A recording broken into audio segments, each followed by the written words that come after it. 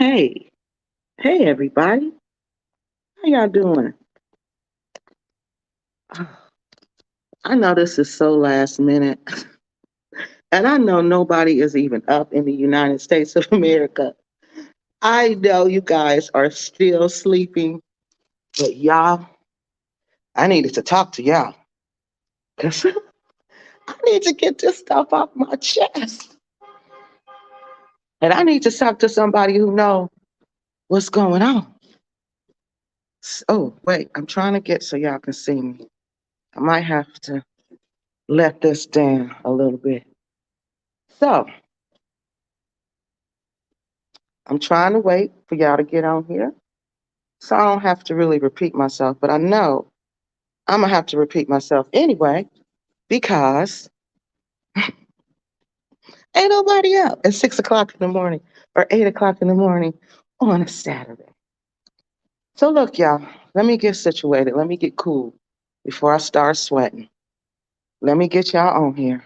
And then we're going to talk. I'm trying to get this light right in back of me. I can't go to the roof because the Wi Fi doesn't reach out there. So we're going to be stuck in the living room. I guess this is called, maybe they call it a parlor or a sitting room or something. But look, this is what I want to talk to y'all about. Y'all know I've been going to Africa for, 12 years now. This is my 12th trip to the continent of Africa. And I've been to three different continents. Okay, not continents. I've been to three different countries in Africa. Okay. And I also studied Africa formally for people who didn't know. I got degrees when I was in school. I studied history and I specialized in West African history. And I specialized in Africa. My concentration was the transatlantic slave trade. Yeah, I'm still trying to get this lighting right. So I know a lot about Africa from a personal perspective, and I know a lot about Africa from an academic perspective. Because let me take these off; these is crooked. And I know a lot about Africa from an academic perspective. Okay, so when I talk about Africa, I think about those things. Okay, I come from that perspective. My personal um, my personal experiences and what I learned professionally. All right, I'm trying to get some lights in here. So that's why I'm so bothered, y'all. That's why I'm so bothered because what's going on here is not what goes on in Africa. It's not what goes on in Africa. And my mind is blown. My mind is completely blown that it goes on here and it's allowed to go on here. And what I'm talking about, you guys, are these, how can I say it? These women who are older women. And I'm not putting down older women. There's nothing wrong with being an older woman. I think older women have grace. I think older women have style. I think older women are just beautiful. So there's nothing wrong with being an older woman. But where the problem comes into play is when you're insecure. When you're an insecure older woman and you have access to a little bit of money. Not a lot of money, but a little bit of money. And then you come to a country where most people have nothing. Most people have nothing. And you use that money to pretty much get what you want here, to get what you want here. And the repercussions of that are so vast that is mind boggling to me because you can just see it. Anybody, any historian, anybody who works in urban areas, anybody who studies cultures can come and just sit in Gambia and just, y'all, the Wi-Fi might go in and out. Y'all know I'm in Gambia. They can just peep this whole game. And what I mean is, when you have that, when you have an outsider, a group of outsiders, a whole community of outsiders coming in and stimulating your economy, that means your economy And your city is going to develop to meet those people's needs and not the needs of your citizens, not the needs of the locals. Because you know why? Because the locals don't pay the bills in the Gambia. The locals don't pay the government in the Gambia. The tourists do. All the economic development in this country, besides a little bit, comes from tourism. That's their number one, I wouldn't say number one, but that's their main source of money, okay? Is tourism. That's how they make money. You know how in the Midwest, we make money in the Midwest, what we used to from manufacturing? You know how in the South, they used to make money from agriculture? Okay, well, in Gambia, they make money from tourism. And unfortunately, it's not the tourism like when you go to Las Vegas. Unfortunately, this tourism is sex tourism, okay? And sex tourism is just like any other tourism. You go like when I want to go to Disney World, I want to go to Disney World because I want to ride the rides. When I go to Las Vegas, I want to go to Las Vegas because I want to gamble. If I want to experience a ton of different young men at one time for a little to no price, then I can do that in Gambia. That's what the sex tourism is all about. And I'm just being honest with you, okay? Because there's no way from what I've seen, y'all. And you can't just, like people, I'm thinking I can ignore it and not, look at it. Because there's plenty of Gambian repats here from the UK, from the United States, from Jamaica.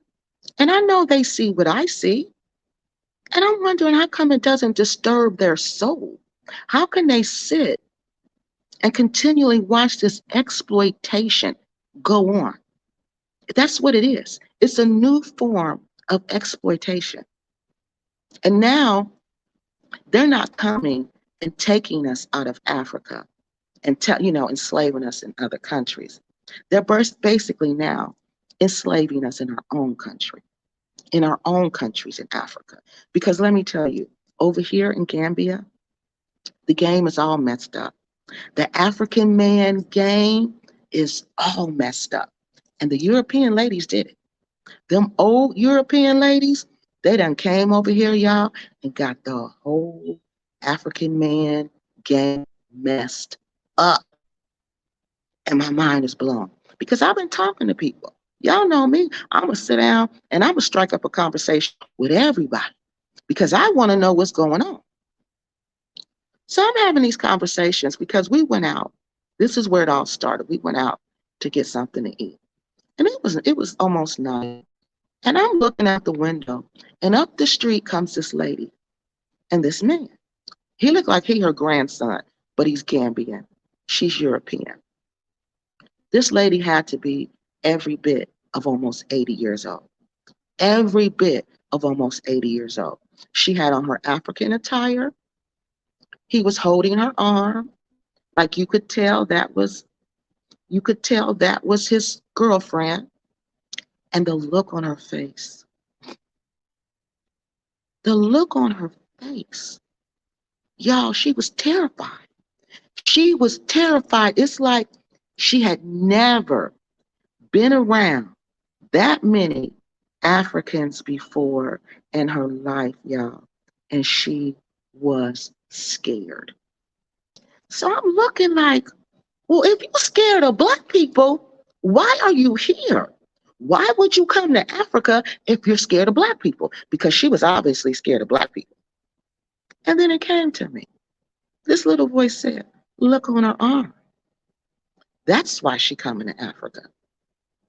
And I said, what? Looked on her arm. Little young boy. He ain't a boy. He's 26. I'll say he's 26. He looked between not 30, too young for 30. I'll say 22 to 26. Okay. And I sat there and I saw that. And I told my best friend, he was sitting there. And I said, best friend, look at her. I said, what is going on with that? He turns his head because he don't like to talk about it. So I'm like, hey, he don't want to talk about it. Let me find somebody who do want to talk about it. So one of our other friends come over. And this is still stuck in my mind, okay, what I saw. And I told him what I saw. And he tells me, he starts explaining to me the bumpster's perspective because his brother is a bumpster, okay? He's not. He's a manager at a bank. So he's not.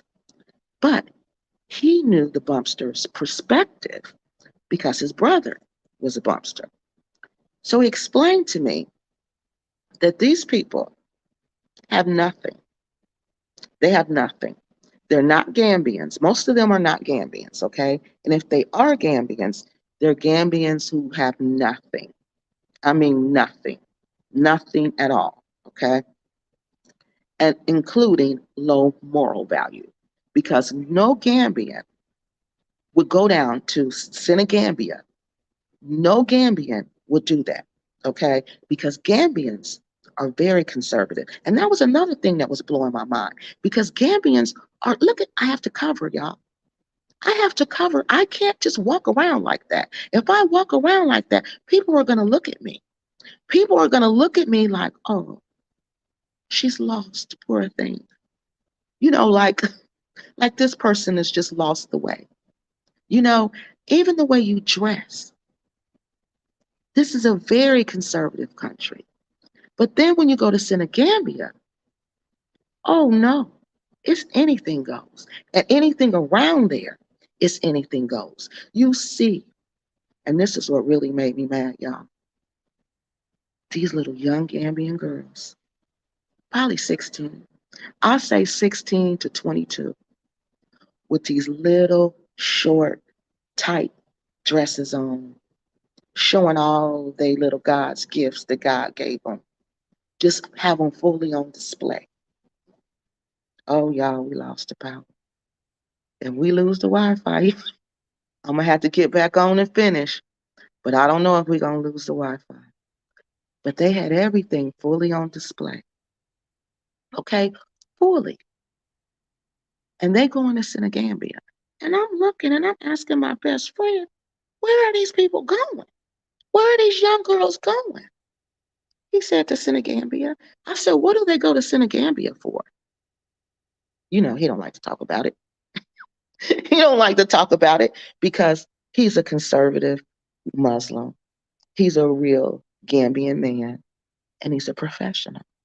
So it bothers him to see his country and his people like that. So he wouldn't, you know, he won't answer. So I said, let me ask my other friend who's in the front seat. I said, where are they going? He said, oh, they're going to Senegambia. I said, for what?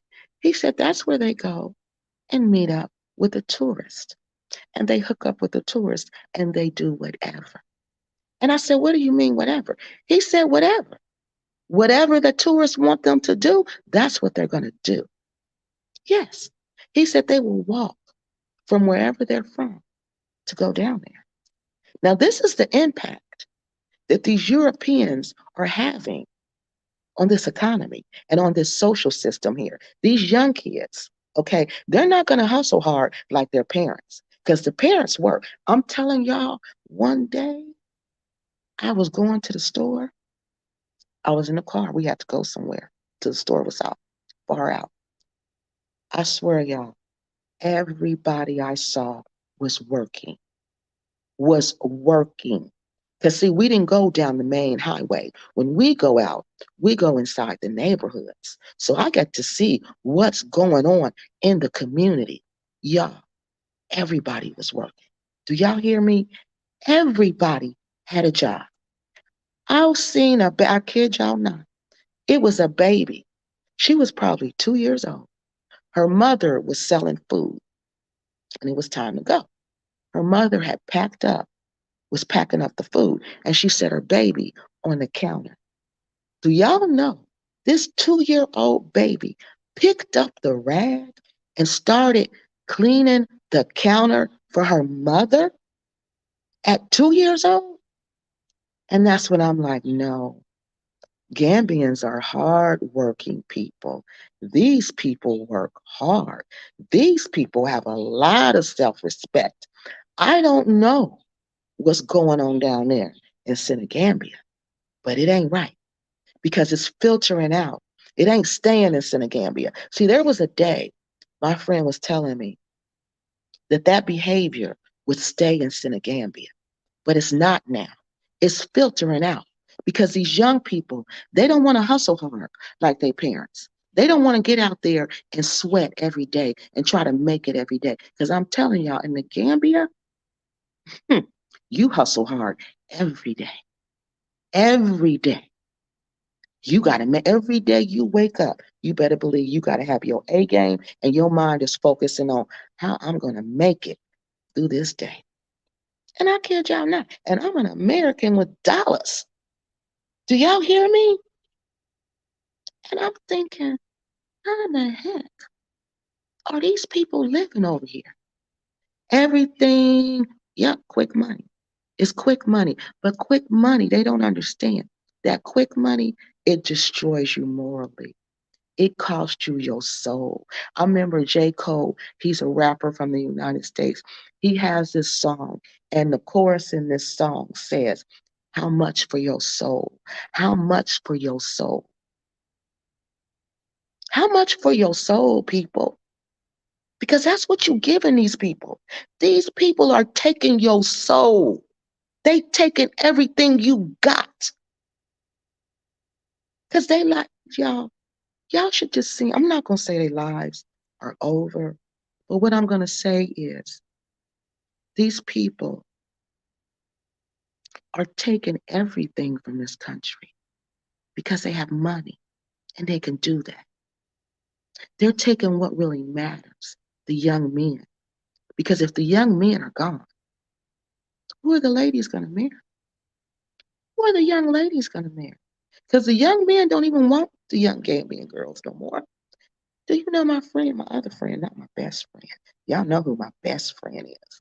But my other friend, he told me, getting back to his brother, he got one of them European women. He said he met her at the beach. Now, whenever you hear people talking about going to the beach or hanging at the beach, those are not real Gambians, y'all. Those are bumpsters. Real Gambians, they work, they hustle. Once they finish working, they hustling. Okay. So they don't have time to go down to the beach and hang out and talk to tourists and try to meet tourists. They don't have time to do that. The people who are doing that, that's their job. That's their job. So it's like they're using each other. These men are using these women, and the women are using them. But it's bringing some sick, twisted, evil energy to this country. This country, there's a spirit over this country. And I tell y'all, the spirit, it wants to, the only way I can explain it is that it wants to chop your money. That's all. And that's what the Nigerians say. It wants to chop your money. It's like an endless hole just to pour money in, to pour money in. And these European women are doing it. They are doing it. So the repercussions are everything over here is expensive. Yeah, I pay the same price in America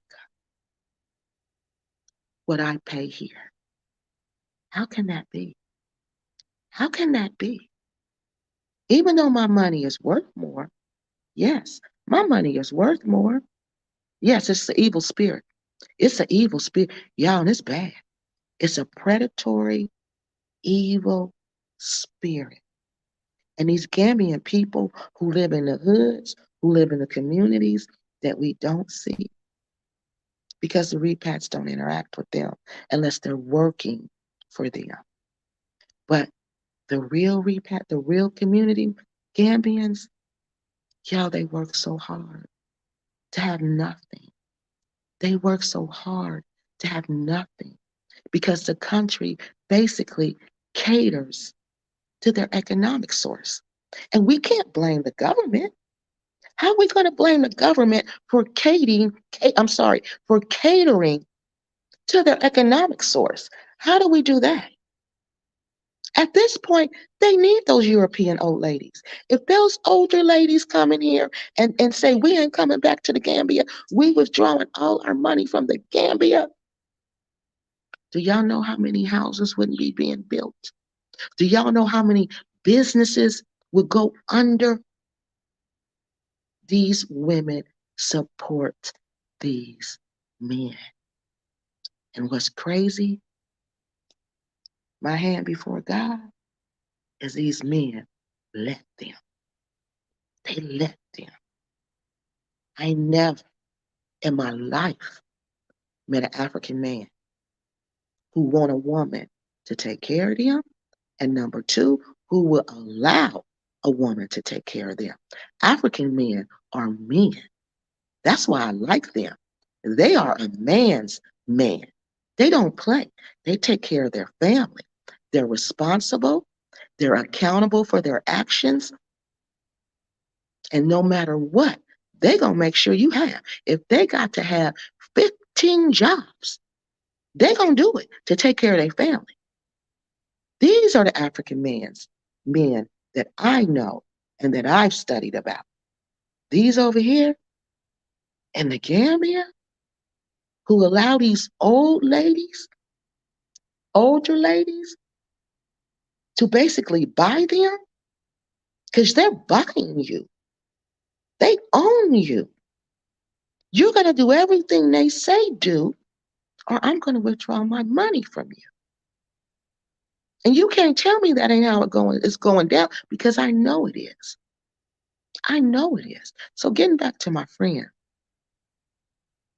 he tell me the lady he met on the beach, he bought the lady, they fell in love, of course, got married.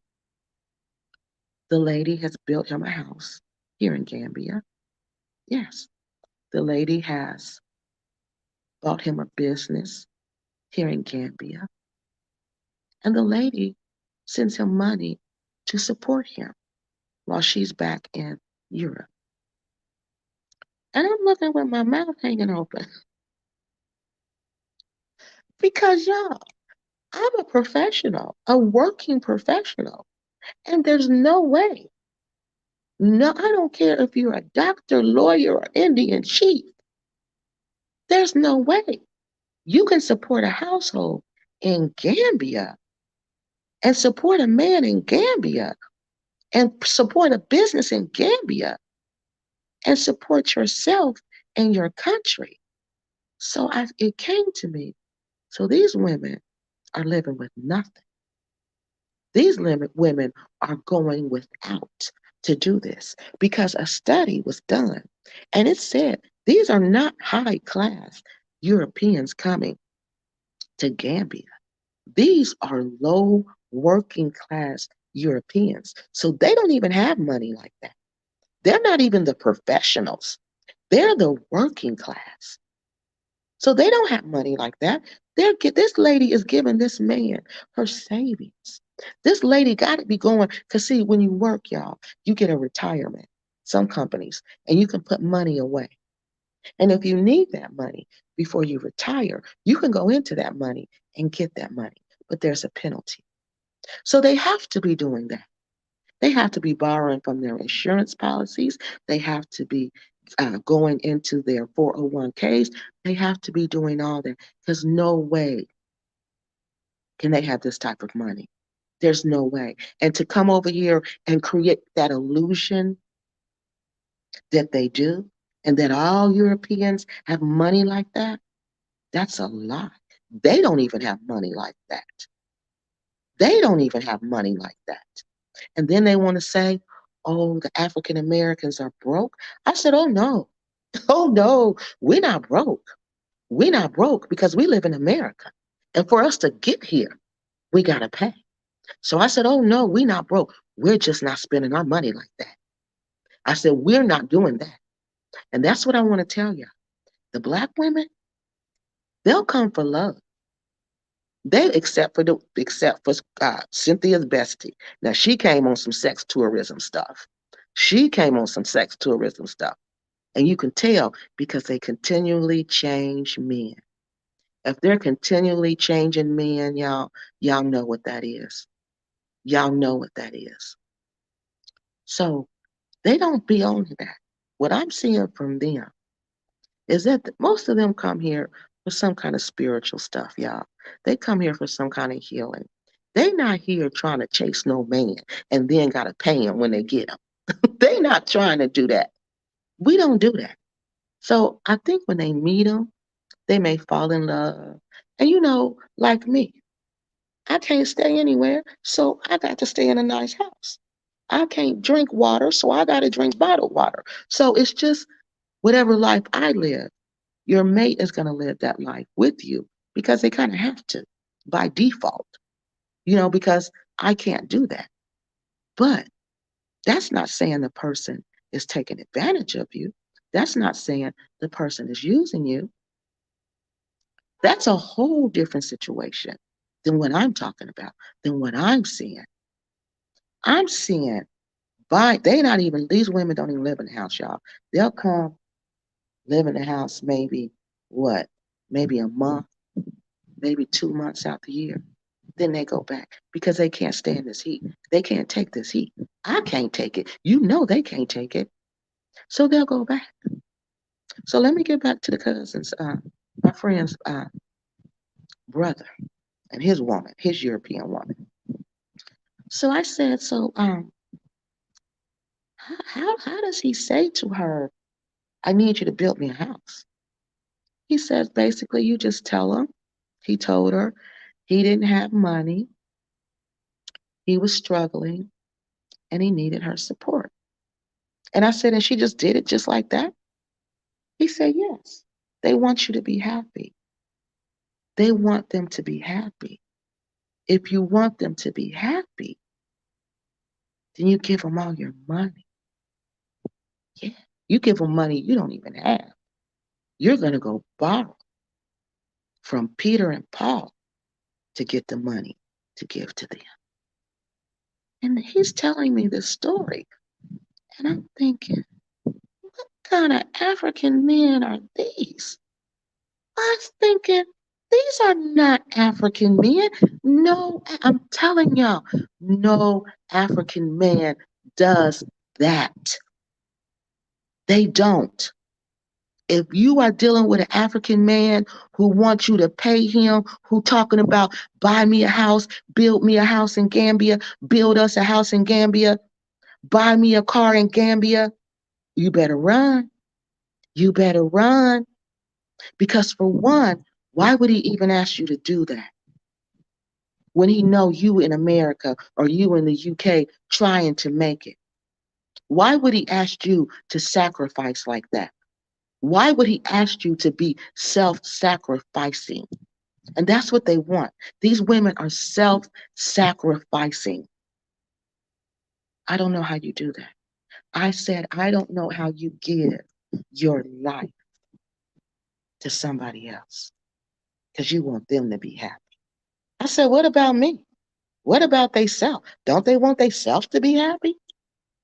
Oh, they're happy when he's happy. Okay. So I said, I'm going to just tell y'all the truth. I said, do they have sex with these women? My best friend sitting on the couch looking at me like, I know you just did not ask this man that. But I said, yes, I want to know. Because I can't imagine them being intimate with someone that age. I didn't even know people that age, and I'm not trying to be funny, y'all. I'm very serious. I didn't even know people that age were still doing things like that. I thought they were holding hands. I thought when you got that age, you just hold hands and you kiss, when you kind of cuddle. I didn't think you were doing the do. Okay. These men are doing the do with these women. I couldn't believe it. I said, are you serious? He said, yes. And I said, but how? How does that go down? Does everything even still work down there? Well, he said he didn't know. He was like, I don't know because I don't do it. I'm just telling you what my brother told me. And I said, so they're intimate with them. He said, yes, they are. And y'all, that just slapped me back. I swear it just slapped me back because I'm like, all I'm hearing in my head is this voice saying, do not defile the temple of the Holy Ghost. Because remember, I was raised in a strict Christian household. And the temple of the Holy Ghost, the temple of the Great Spirit is your body. It's your body. That spirit lives in you. It breathes through you. It speaks through you. And when you lay down with anybody and everybody, and you let them enter into your temple, you're defiling that temple. And if you're paying money to somebody to be intimate with you, something you were supposed to get for free, something God intended for you to get for free, something God intended for you to enjoy, for you to experience. You're selling it and somebody's buying it. And that's all I could think about. And I sat back on the couch and my mind was blown. And then we go, hey, cousin, how you doing? Okay, you at work. So look, y'all. Oh God, it's 7:30 in the morning, y'all. I'm sorry. But I had to get this off my chest, y'all. I had to. Wait a minute, somebody asked me a question. Are you saying that tourists? Yes, yes, yes, yes. Most of them, y'all. Most of them, if not all of them. Y'all, these Europeans, and that's who's over here in full force. I don't think the black people, now I'm telling you, I don't think we coming over here for that. We coming over here for that, for real Pan-African, want to repatriate. But there's a couple that do sex tourism, and we've talked about them. But by and large, from what I've researched about this black community over here, they don't do that. They're here for religious freedom. They're here for to start over economically. They're here just to start new lives. If they meet a Gambian, that they like, a lot of the women are involved with Gambians, and they seem to have decent relationships. But I don't know because I'm not in their relationship. But they're not on the sex tourism stuff. The Americans, they're not. And when they suspect that you are, I'm sure they get rid of you, except for the one that we've already talked about. So, yes, sir, they are solely. The Europeans are solely, in my personal opinion, in my professional opinion, okay, and what I've witnessed with my own eyes and what I've talked to people about in my own interviews, that's what they're coming over here for. Because, like I told you, that lady, y'all should have seen her face. She wasn't coming over here to see the black people because when I walk down the street, y'all see I'm excited. I got the camera. I'm trying to show everything. I want to see the people. I want to talk to everybody. No, they're coming over here. And the thing is, they don't get it at home.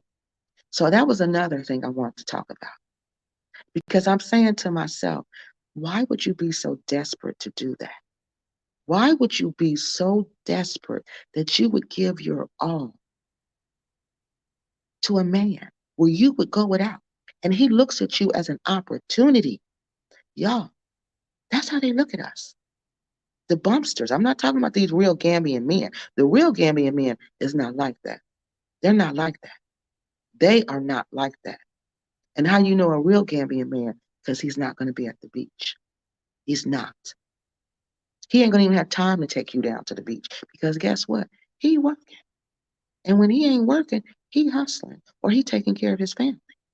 He don't have time to go to the beach and hang out with the tourists. He don't have time. And for one, he don't want to go to Senegambia. Because just like somebody else said, Senegambia is where all the evil spirits lay.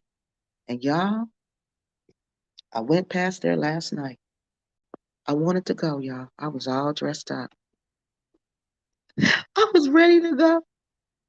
I was ready to go. My best friend said he ain't going. He said, I'm not going, but you and your other friend can go. And I'll meet y'all over, some family members' house. So me and my other friend, we was gonna go, cause I just wanted to get some videos for y'all, for real. I wanted to show y'all what Senegambia looked like, cause my channel doesn't have any. I've never been there. I've never been there. So, yeah, we was right. We was pulling up on it. I kid y'all not. I felt this evil energy. I felt this. It was aggressive energy. It was assertive energy. It was predatory energy. It was voyeurism energy. I felt all this energy just rush up on me all of a sudden, right? And I'm looking around because I'm not sure where we are because it's dark. So my best friend was like, there's Senegambia right there. That's where y'all going. I said, oh no, I'm not going over there. He said, why? I said, no, that's it. He said, yeah. I said, oh no, I'm not going over there. I said, for one, because before I even knew that was Senegambia, I could feel it. I could feel it. Okay. And it felt slimy. And it looked slimy. Okay. It looked like anything and everything. And it felt like anything and everything goes down over there. And I said, I said, that's okay, best friend. He started laughing. He said, why you don't want to go now? I said, I don't want to go over there. I said, no. I said, that just don't feel right over there. And I said, if it feel like that, I don't even want to. I said, if I'm feeling like this and I haven't even gotten out the car to go inside the place, because it's like a strip, y'all. You just walk up and down it. And we were like at the top of it. They call it the junction. We were right there. I was like, no. I said, I don't want to go there. I said, I don't ever want to go there. Because I said the spirits down there are not right. And if you're a person who is sensitive to spirits, you can pick that up. You can pick that up. And your soul will not allow you to go down it. But that's why. Because of what goes on down there. Now, let me tell you about how they view you as an opportunity. So I'm talking to my friend, still talking to him about his brother. And he tells me, my brother views them, the women, the Bumpsters, view European women, American women, and foreign women as opportunities. I said, what do you mean opportunities? Opportunities. I said, like an opportunity for advancement. If the Wi-Fi go out, y'all, it's over. I don't know what to tell y'all. But look, I'll try to get back on if it go out, but who knows? Y'all see the lights are still off. Okay. Opportunity for advancement. Can y'all believe that? Yeah. He said, yeah. I said, so they look at the women as an opportunity for advancement? Yeah.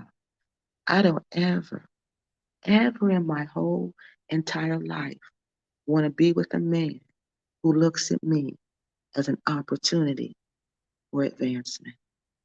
If you're not looking at me for an opportunity to find and experience true love, then I don't want to be with you. I have no use for you, and you have no use for me. But that's not what's going on over here. These European, these men, these Gambian bumpsters, because they're not Gambian men. They're not, because the Gambian men, I know them. They're my family and friends. And they don't never go to the beach. They may go on Sunday, maybe every 6 months. And you believe the whole family going, and they're having some kind of cookout there. So these people who are the Bumpsters, most of them, like I said, they told me, are not Gambians. Because they said once you become a Bumpster, your family disowns you.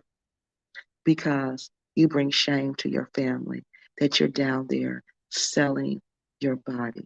You're down there selling your time. You're down there defiling the temple of the Holy Ghost for money. When you could easily go out here, like these ladies do, and sell something. You could easily go and braid hair. You could easily go and clean somebody's house. You could easily go do anything. The men, you could easily go cut somebody's grass. You could easily go cut somebody's hair. If you don't have no skills, do that. And this is another thing my best friend was telling me last night. He said the bumpsters are just lazy. They're just lazy, baby. They don't want better. Because he said if they wanted better, they would tell those women, pay for me to go to school. Pay for me to take this course to be an electrician so I can get a job and I can stand on my own 2 feet. But he said, no, baby, they don't do that. They don't do that. They just rather live off that woman. He said, those are not Gambian men. Those are not African men. Those are not men, period. He said, the reason I don't talk about it is because I'm ashamed of it and I'm embarrassed by it. So, no, I don't want to talk to you about that. I don't even want you to see that. Yes, yes. But you go to the internet, you talk to anybody who's been to the Gambia. What do they talk to you about? Senegambia. Senegambia. Do y'all know they told me you can get anything you want in Senegambia? I said, what do you mean anything you want? Anything. If you got the money to buy it in Senegambia, you can get it. And this is what's going on over there. And now these young kids, they don't want to hustle. They don't want to work hard. They see these Europeans coming over here buying houses. The girls is doing it too. Don't get me wrong. Don't get me wrong, honey. The women, no, they ain't women. Gambian women don't do that. Gambian women are respectable. They don't do that. These are not Gambian women. So for 1 second, don't you ever think those are Gambian women you see in Senegambia or you see walking up and down that strip near Senegambia. Because let me tell you, if they are Senegambia women, like my husband said, they came from a very low level family who has nothing and doesn't even care. Because if they cared, baby, they would not let their child be in Senegambia making money. All they care about is that's a way for their child to make money to bring it back home to them. And I said, oh, so they'll know where the money's coming from? He said, yeah, they'll know. And they won't care. They won't care because it's feeding them and it's taking care of them. Yeah. And he said, and somehow the kid becomes disrespectful to the parent. Well, you know why? Because they're supporting the parent now. Because she's going out there prostituting. He's going out there prostituting. So now he says you got a lot of Gambian kids who are trying to disrespect their parents now. Yeah, yeah. This and I don't condone Boko Haram. Y'all know who they are. They're in Nigeria. I'm sorry, Nigeria. And they don't want any Western influence in their country.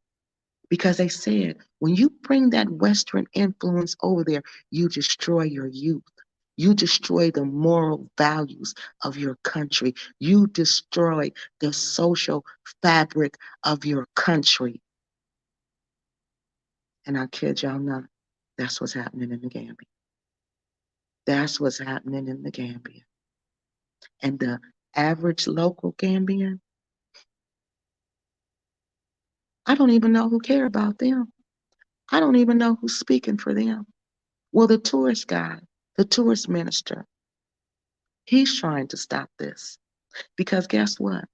If I got to pay $20 for something, guess what? The Gambians got to pay $20 for something. And that's $1,000. Yeah, prices here are unbelievable. Transport prices are unbelievable. When I'm coming back home, I see all these women who've been working all day, all day long, tired. I can look in their face and see they're exhausted. But guess what? They don't have transport because transport fare is so high now. So guess what they have to do, y'all? After working all day in that hot sun, guess what they have to do? They got to walk. They got to walk home after that. They got to walk miles in that hot sun after that. And then guess what they do when they get home? They go in that hot kitchen and they fix their family some food. They cook their family a meal so they can eat. That's what a Gambian woman does. And then she goes to bed and she get up and she do it all over again tomorrow. Not one time did she enter in her head, oh, I'm built nice. I can go down to Gambia. I can get one of these European old men because they old too.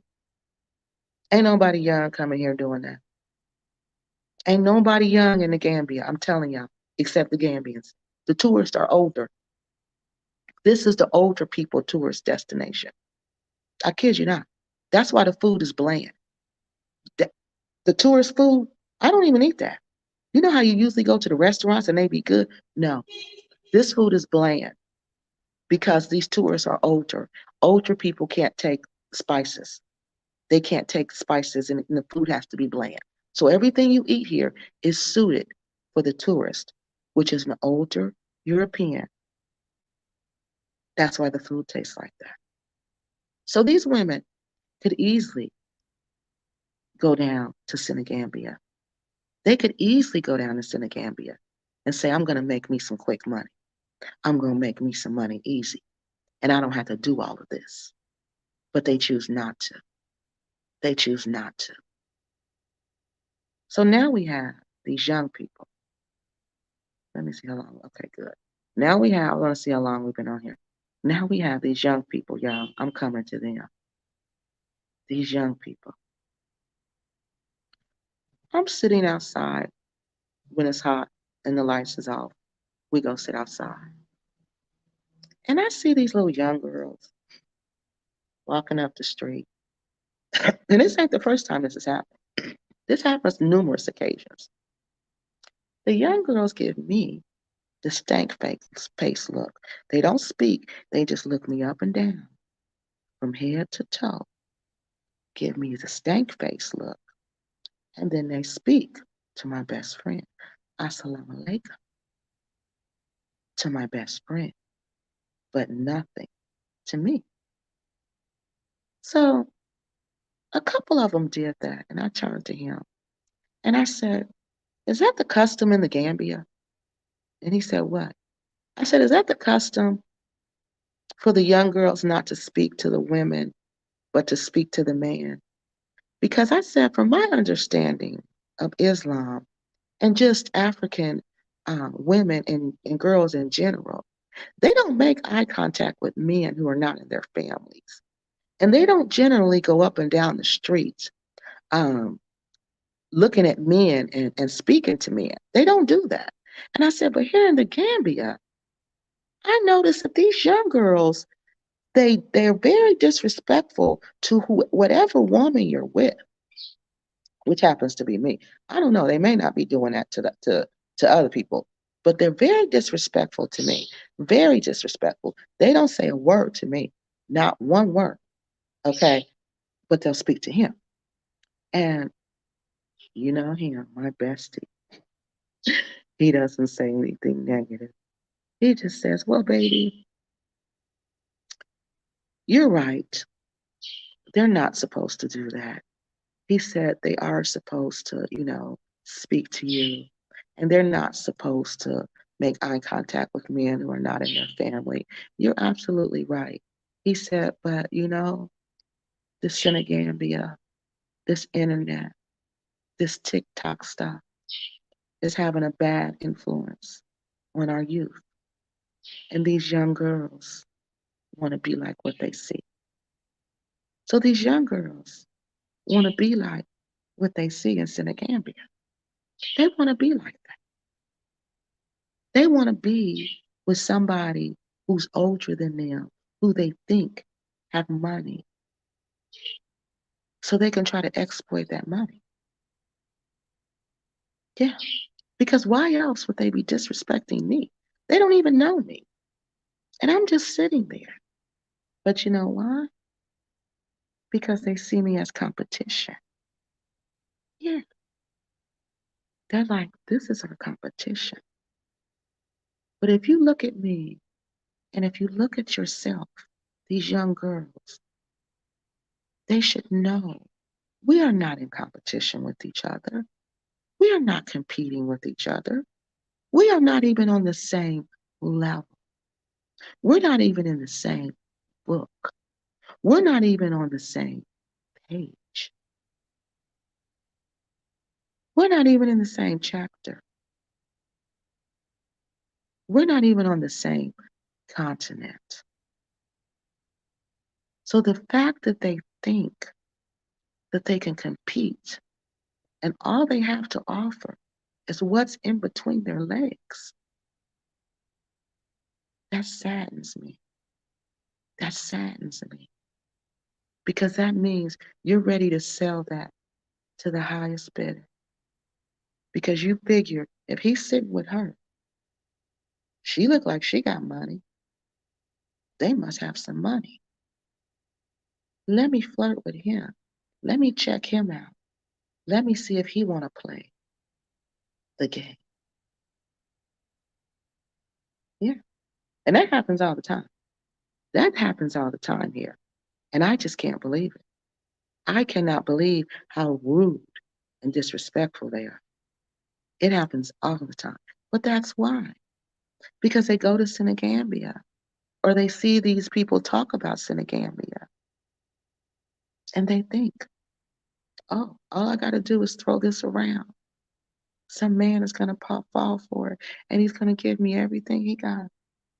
As my grandma would say, po food, po food. There are also other issues that come along with these behaviors. And oh my God, you're right. Whoever you are, Torre, you are right. Some of the young are quietly nursing HIV and other issues that are done that they dare not speak about. This person is so right. Do y'all know that was another thing I said? I said, I was watching this documentary because I wanted to know more about it. I said, no, this phenomenon got to be studied by somebody. Somebody in power got to know this is going on and got to be saying this is wrong.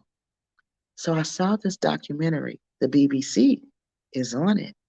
The BBC is talking about it. Okay.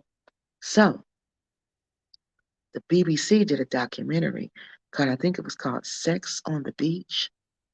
And it's about Gambia. Y'all got to watch it. It's going to show you the realities and why everything is so high here. And this person is right. This woman had the nerve to say, you can have 8 different Gambian men in one night. I'm going to repeat myself. This woman said, you can have 8 different Gambian men in one night. I kid you not. And I said to myself, me and my best friend was watching that. And I looked at him and I said, But the question then becomes, why would you want 8 different men in one night? What is wrong with you? What kind of demons are you carrying around that you desire 8 different men in one night? And that's when it came to me. No, then she said, after having 8 different men, and you don't want that no more, honey, you can have a different man every night. And it was a black woman on there too. Her name was Miss P from the UK. Now I said the American women don't be doing that. But Miss P was doing it. Miss P was over here for sex tourism and was boldly talking about it. And told her when the interviewer asked her, don't you feel morally wrong for paying these men to entertain you? Guess what she said? She said, don't worry about my new. Y'all know what she talking about. I can take care of that. That's my business.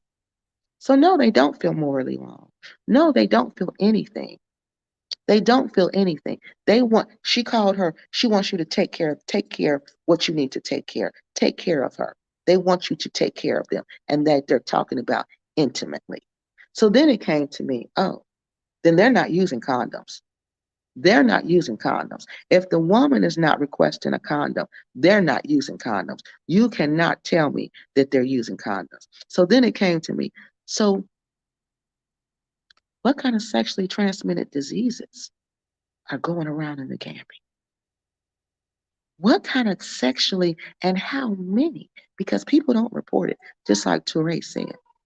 They won't report it because that's embarrassing. How do you go and tell your mom, I have HIV, mom? I've been sleeping around in the Gambia, in Senegambia, and now I have HIV, mom. I'm not going to be here long, mom. I'm trying to get it together. How do you go tell your family that? How do you go tell anybody that? How do you go tell those little Gambian boys you've been sleeping with that? How did that Gambian boy go and tell those Gambian girls? Because trust and believe. After the older lady goes back, he goes back to that Gambian woman that he's with. Okay? Because they have kids. They'll have kids. And these women will be taking care of the kids too, y'all. Taking care of the kids. They be taking care of the kids, y'all. Paying the school fees, doing everything. I'm like, so this man, you paying this man basically to be your puppet, to be your toy, to be whatever you want him to be, whatever you tell him to be, whatever you instruct him to be. Really bad in Gambia, especially, yeah, these white Europeans. Yes, it's really bad. It's so bad that I can't live here, y'all. I can only stay here so long. Then I gotta go.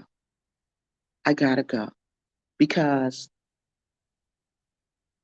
I don't know. I don't know who can live in this environment. I don't know what kind of person you are who can see this and not be moved or disturbed. I don't know what kind of person you are who can sit up and pay these astronomical fees for basic services. And you don't even tell people that. That's my next video. How they've been lying to us about what's going on here. The repats that are here, they're not telling us the truth. They're not telling us the truth about anything. They are struggling. They are struggling hard in the Gambia, but they just like the young people don't want people to know that they're involved in sex tourism and that they're catching diseases. These repats in the Gambia don't want us to know how they're struggling, y'all. They don't want us to know. But oh, when I get home, I'm going to tell y'all the whole truth and nothing but the truth. And nothing but the truth. This country economy is tourism. Think about it, people. When we go to Las Vegas, don't we expect that if milk is $1 in Ohio, oh, it's back on. If milk is $1, okay, see how about how long it'll be out, y'all? So it'll be out like that, maybe about 5 times a day, sometimes 2 times a day, sometimes it stay on all day. Then sometimes it's off all day. Well, no, it's never off all day. I'll take that back. Maybe 12 hours, okay? It's the longest since I've been here. But I don't remember what I was saying. I was so happy the lights came back on. But yeah, I was talking about this. Y'all remind me. I don't forgot this. Oh, the HIV and the AIDS, and we was talking about how they don't want to tell their families. They don't want to tell their families that they got these diseases. Because how do you tell your family? How you go home and tell your family something like that? But that's got to be going around. It's got to be going around because they're not using condoms. Because, oh, I was telling y'all how hard it is. Because if we're paying, okay, in Ohio, I'll pay maybe $1 something for milk. But when I go on vacation and I go to Las Vegas, I'm going to pay probably $3 to $5 for that same gallon of milk. And that's because it's in a tourist place, just like Florida. That's why I would never live in Florida. It's very expensive because it's a tourist economy. And you have to understand that you're going to pay, even though I'm here, I'm not here on tourism. I'm here to visit people that I know. I'm here to visit family and friends. I'm still paying what tourists pay. The Gambians pay what tourists pay, people. The repats pay what tourists pay every day, all day, all day. This economy over here is no joke. No demonic spirits. Yes, it's very bad demonic spirits. You can feel them. You can feel that. You can feel the demonic spirits because it's Africa. And you know, Africa, spirits are alive and well in Africa.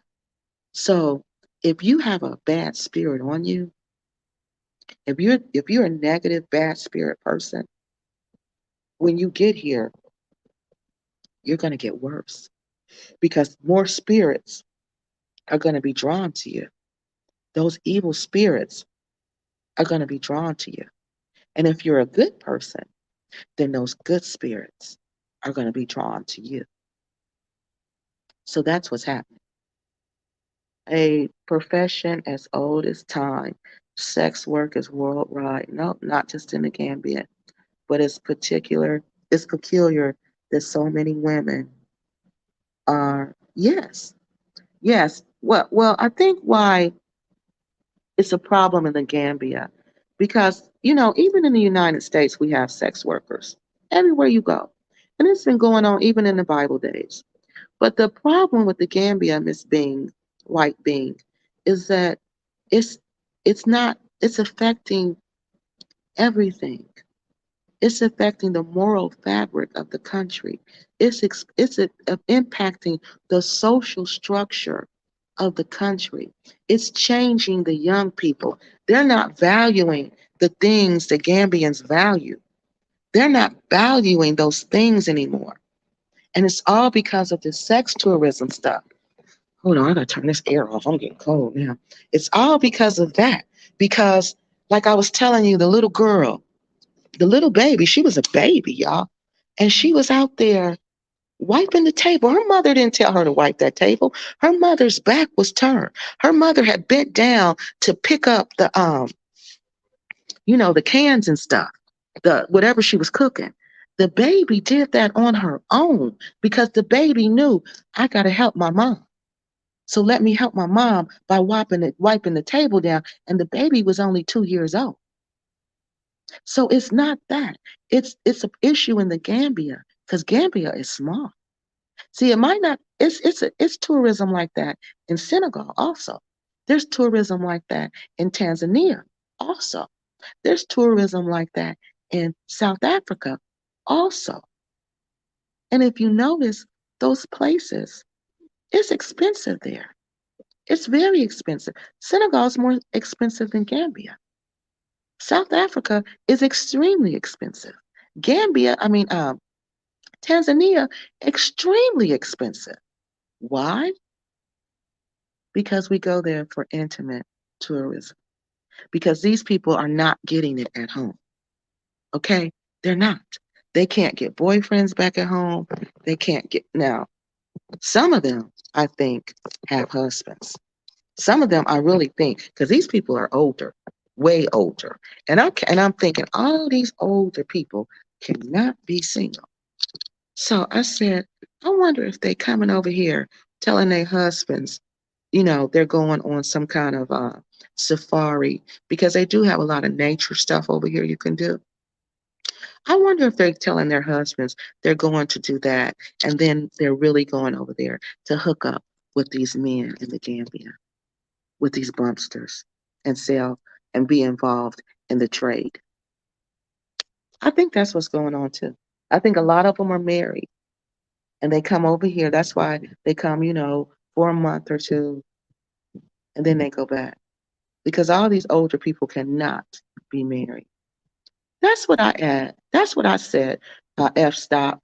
I said, what kind of man up can have sex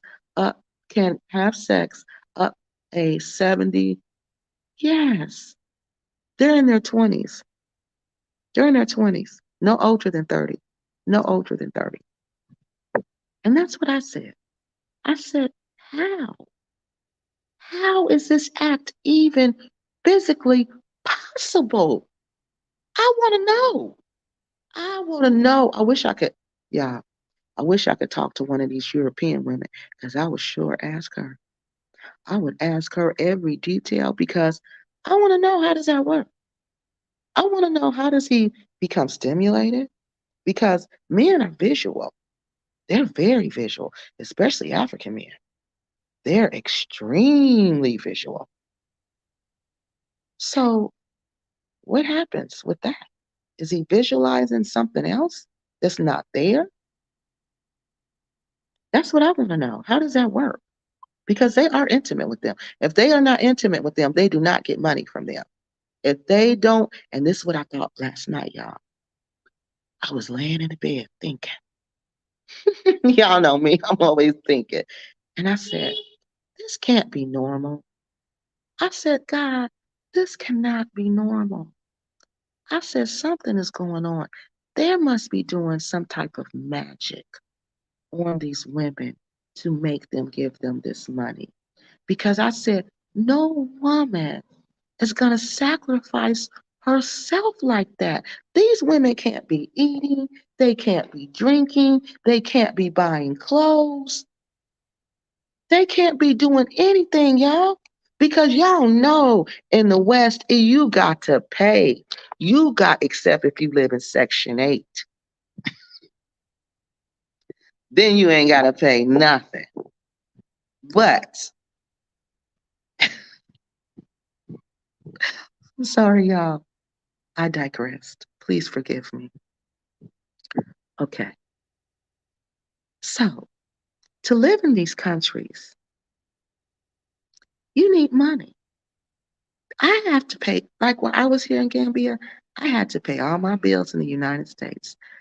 Did nothing. They didn't stop because I was here. They was calling me when I was here.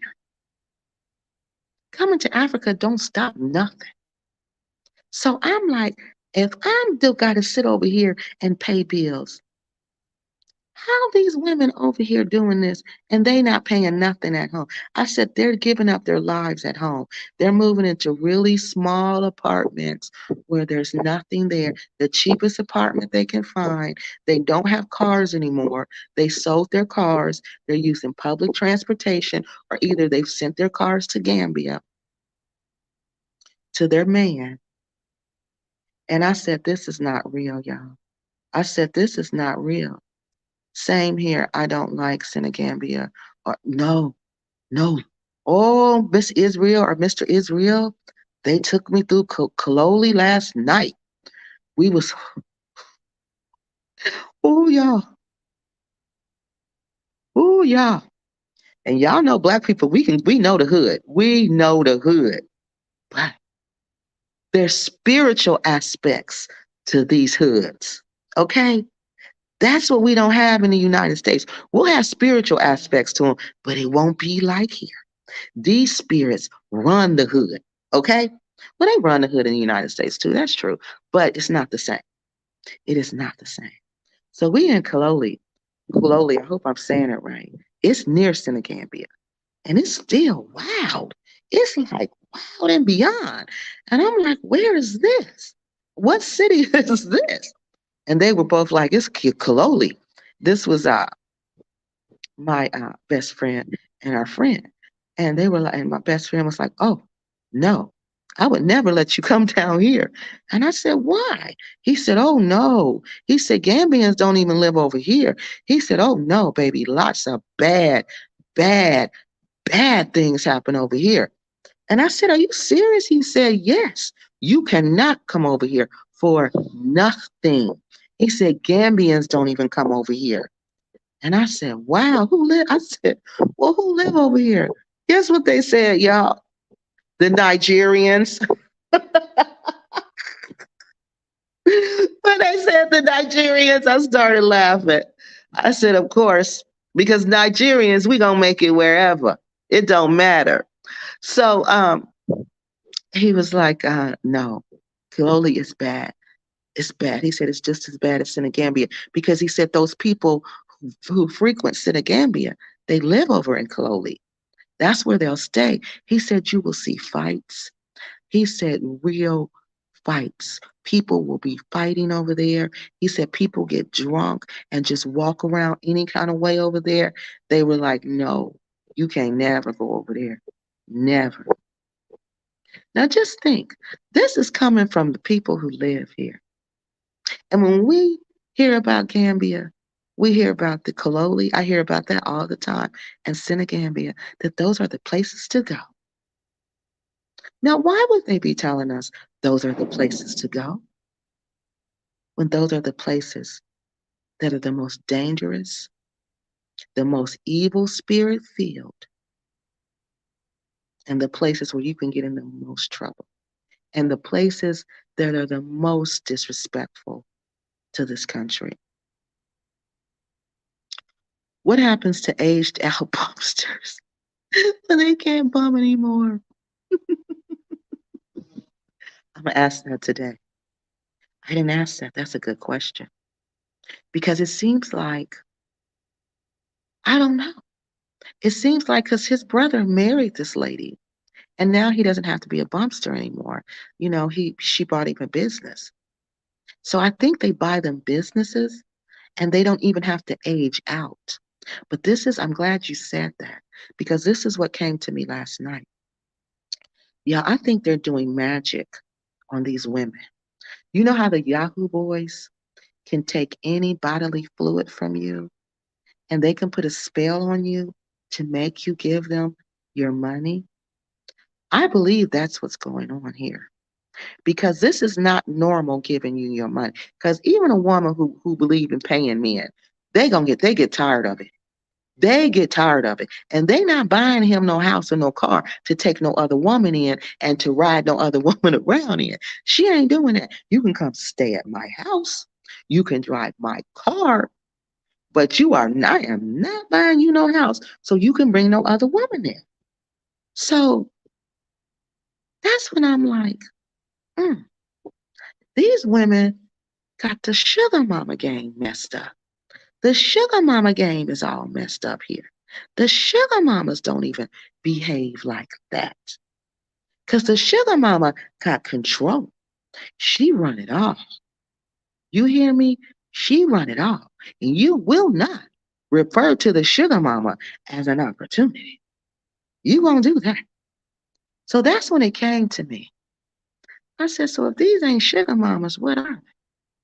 And I said, these people are being controlled by an evil spirit that's making them give all their money up.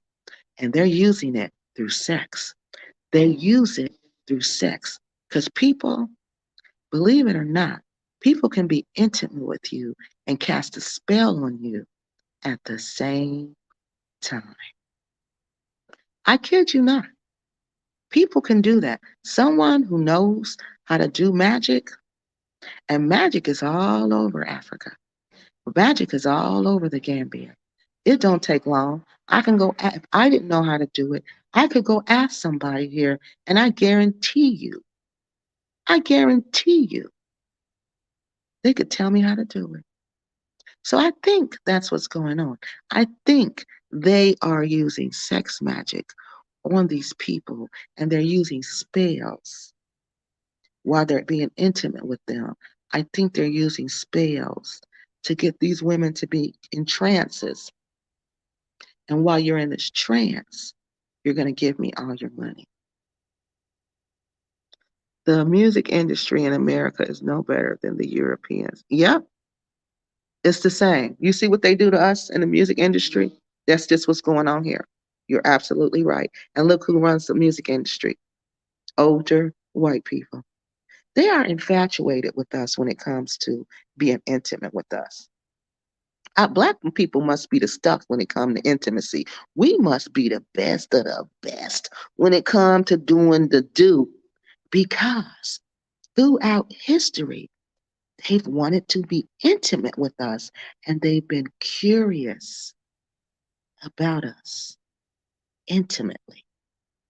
They've been curious about the Black woman's body. Remember the South African lady? She was from, I think, the Hottentot tribe in South Africa. I can't remember her name, but they put her on display because she had a really big behind, and they thought that was just unnatural to have that huge of a behind. So they put her on the zoo, and they took her around to the zoo and showed her behind to all the Europeans and made her turn around while they measured it. Yeah. So this has been going on since the European has come in contact with us. They've been interested, and and just, I don't know, like, they get intoxicated by the thought of being intimate with us, that they would do anything. And that's what's going on. Don't make any of the of it right. No, don't make any of it right. None of it is right. I don't care. None of it is right. Because like I said, like my Gambian friends was telling me, you don't have to go to Senegambia and do that. You don't have to do that. A lot of people don't do that. I told y'all, if you just ride around Gambia, you will see people working. You will see, no, not people. You're gonna see everybody working. You're gonna see everybody working. You're gonna see everybody doing something. Nobody is just sitting around doing nothing. Nothing. And that's why I'm like, who are these people that's down at the beach then? They're not a part of the society. They're not the intricate part of the society. They're the outliers in the society. I am an African born in America. You have you have an overactive imagination, but what does that have to do with that? What? Oh, he talking to her. Okay, Tara, Four Stop is talking to you. Okay, he wants to know about your because I think what she's referring to is, you know how the music industry uh, likes to just show, like, women. They want you to take your clothes. Black women, they want you to be naked in the videos. You know, they don't want your talent anymore. They want your body. I think that's what she's talking about. And you know how the men, they want them all dressed like women now. They want black men to be homosexuals. You know, so I think that's what it is. I think that's what she was referring to, that they over sexualize us. So I think that's what they mean.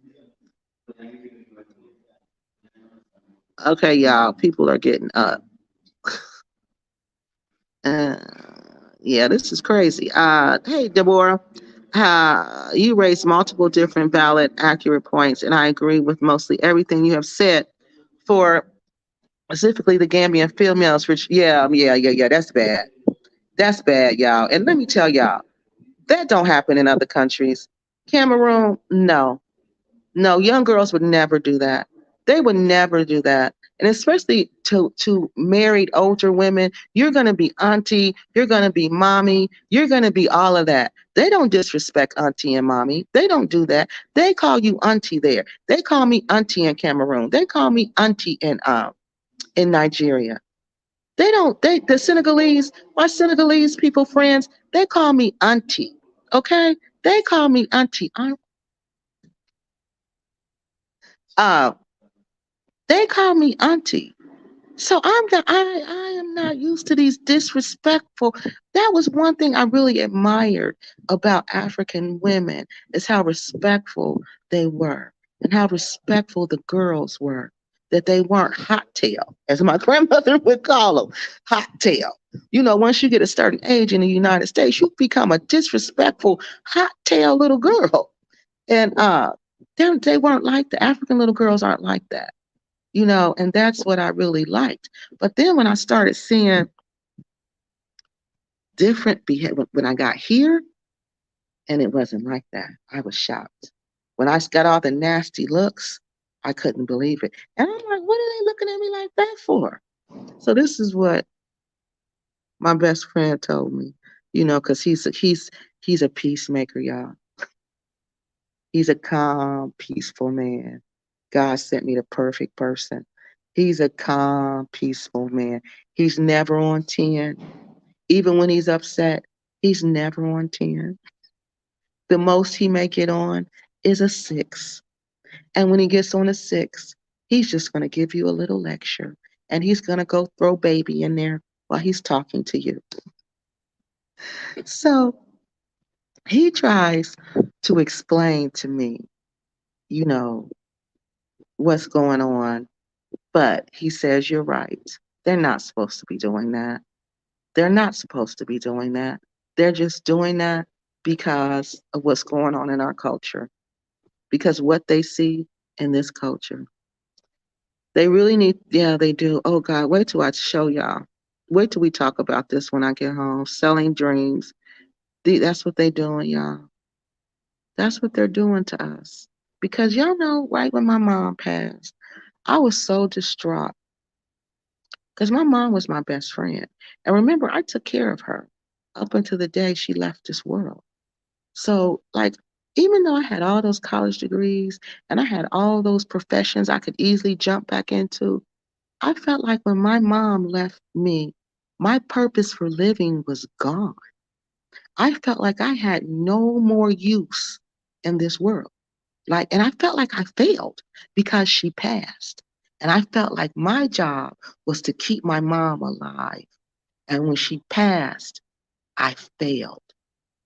And I was so devastated and I was so hurt and I couldn't even think rationally. Okay. And I was just wanted to get away from that pain. So I was listening to these repasts. And that's when they get to you, when they see you're in pain, because you're vulnerable. I was so vulnerable then. They were telling me to come to the Gambia.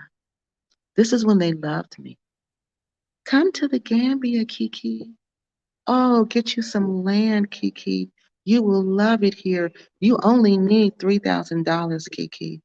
That's all you got to do. Get you some money, come to the Gambia, and everything will be lovely, Kiki. Your life will be wonderful. Do y'all know? I believe these people. I went back home getting money together, getting money together. Okay. But money, I needed lumps, I needed chunks of money. Okay. I needed chunks of money. So these chunks of money was coming in slowly. It was coming, but it was coming in slowly. Okay. And in between time, I was telling my family that I was moving to Gambia. I said, I'm going to Gambia. As soon as my money get here, I'm gone and I'm going to Gambia and that's it. My sons was like, oh, mom, no, mom, you can't do that, mom, you can't do that, mom, come on. And I was like, no, I'm out of here. My mom ain't here no more. Ain't no reason for me to be here. I am gone. So I had my mind made up. But y'all, thank God the money took long. It took a long time to come.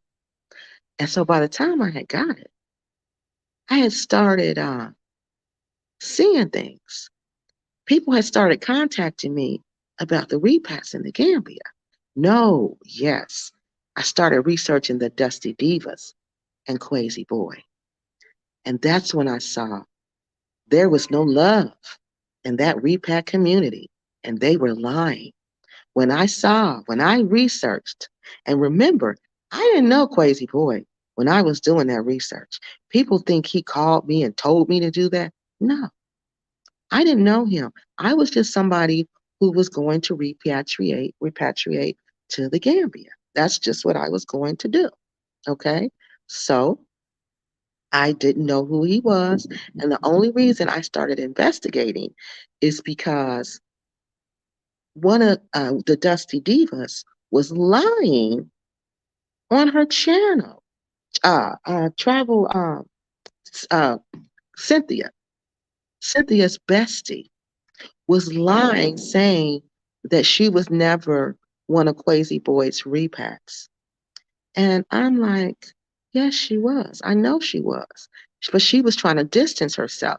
And then she started attacking me. And then her little buddies started attacking me. They thought I was just an average person, in the comment section. They didn't know I had a YouTube channel. They didn't know that I love to do research. They didn't know that I'm very good at presenting information. They didn't know that. So I said, let me research this shit. I said, if she treat me like this, if she lying about something as little as her knowing Crazy Boy, what else is she lying about?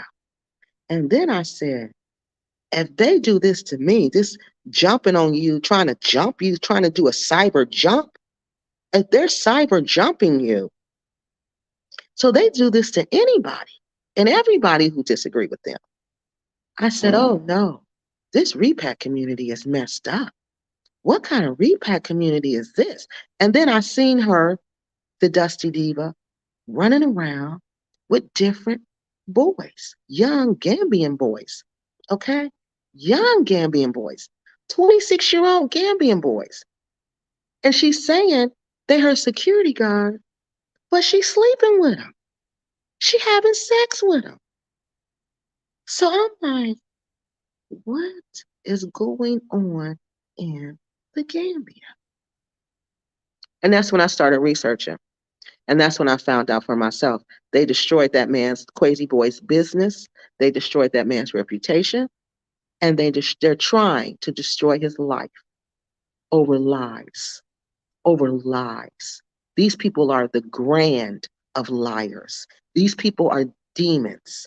You know how demons come and live in your body and take over? That's what these people are. Everybody y'all hear me talk about on YouTube, they're demonic. They are demonic. They are full of evil, evil spirits. Because how could Black Acres take $100 from elderly people for a little bitty plaque and put it on a raggedy cement wall and took that from over and got over I don't know how much money? How could Black Acres have a raffle? These are the people inviting us to the gamble. Yeah, it's a gamble. Inviting us to the Gambia. How could they have an illegal raffle? We all donate money. It was $100. I told you I was about to raffle $100, but thank God the Nigerians stopped me. Yeah, I was a big supporter of Black Acres until God pulled the veil and showed me. Like the Nigerians say, God said, shine your eyes. Shine your eyes and see what's going on. And with this woman, and I still didn't say anything until they finally came for me. That's why you don't sit silently, people. When somebody's attacking somebody else and you see it and you sit there and say nothing, like what's going on in the Gambia, I sit here and don't say nothing. That same predatory demon is going to come from me because I'm allowing it to happen. And that's what they do. That's what's going on over here. They want you to come over here so you can go through what they go through. It's just like my best friend was telling me. He said, I don't know why they lying to y'all, but he said the ones who are the brokest and struggling the hardest in this country, and everybody knows it, is the African Americans. The African Americans. Why do they even try to come over here when they don't have enough money? And I said, because they're telling us we can. They're telling us we can come over with 3,000, and now they've upped it to 10,000. I was told by Eric and Nicole, I was told that from the soul food joint, that all I needed was $3,000 to go to the Gambia and leave. Now, what if I would have been moving the food and believe that? Even when I was planning on going, I was going with more than $3,000. Kiki, take into account the consideration that sex, tourism, prostitution. Yeah. Yeah, this is all a problem. Yeah, that's why they don't like to talk about it. That's why, my bestie don't like to talk about it. He does not like to talk about it at all. He does not like to talk about it. But that's what I see. I see that these European women have come to the Gambia. They have messed up these African men because they're not African men, these bumpsters. If you meeting somebody on the beach, people, they're bumpsters. Point blank, period. Point blank, period. If you're meeting people on the beach, they are bumpsters, okay? And if you're meeting a bumpster, he's looking for an opportunity. Yeah, he's looking for an opportunity. And guess who's going to be that opportunity? You are. You're going to be that opportunity. And I believe with all of my heart that now that they're using some type of not black magic, I'm sorry, some type of spell, some type of trances on these women to make them give up all their money. Low income, yeah, low salary. See, that's another thing. All this is true. This is what the Gambian people are going through. Low salary incomes. I don't know about the corrupted officials because I don't really study Gambia. From what I've saw, I don't know if the corruption is that bad here, where it's like, stunting the growth of the country, like in Nigeria. I wouldn't say that about Gambia because Gambia is developing every day. This is my third time here, and from the first time I got here to now, it doesn't even look like the same place. When I first got here, it reminded me of an old Western town, like you seen on Gunsmoke. And that was just 3 years ago. But now, oh no, there's paved roads, there's highways, there are buildings everywhere. Gambia has money. Who has that money? I don't know. I don't know. I don't know I don't know who has that money. I don't know because the shopkeeper is paying more for their goods. So I don't think he has that money. I don't know. I don't know if there's taxes. Maybe it's the taxes. Maybe there's a tax and that tourism tax is extremely high. And maybe that's who's getting the money. But this money, I don't know where it's going here. I don't know because I don't know how their tax structure is set up. But that I don't know about corruption, so I can't say corruption. And Amadou Barrow is my people. So I don't talk about my people. Uh, illiteracy is a big problem. And it's not enough money. Yes. And all of that is true. All of that is true. All of that is true. So if these European women, they talk about, oh, I really want to help Gambia. I really want to help Gambia. I really want to help the Gambians. Well, if you really want to do that, then do like my best friend said. Pay for the Gambians to go to school. Send that money to the University of Gambia and pay for scholarships. Set up a scholarship fund if you really want to help Gambia, and set up a scholarship fund. And if there's a kid who has no money, you'll pay their tuition. That money you're building this house with, all you're doing is making the housing prices go up in the Gambia. That's all they've done. That influx of African Americans who came over here, who was renting out these houses and paying all that money, you know what the repercussions of that was? Rent prices are out of control. Rent prices are out of control. Out of control. Because these women will do it. Now just think, if you ain't had none, I'm talking to men and women, and you know you can't get none, you ain't getting none nowhere, no time soon. And you want some, what are you gonna do? And you know, all I gotta do, I heard about this place called the Gambia. All I gotta do is go over there and I can hook up with somebody handsome. Because Gambian people are nice looking people. They're nice looking people. I can cook up with somebody, but they don't even care. These women don't even look for handsome. They don't even they don't even look for handsome. They don't look for nothing. That's why I'm like something wrong. Because you're not even trying to get a cute one. You're not even trying you're not even trying to get a one that's pleasing to the eyes. You just trying to get anyone. But I guess when you that age though, you don't have much of a choice. Maybe that's what it is. I'm trying to get this light out your eye. Maybe that's what it is. They don't have much of a choice because of their age. Maybe that's really what's going on.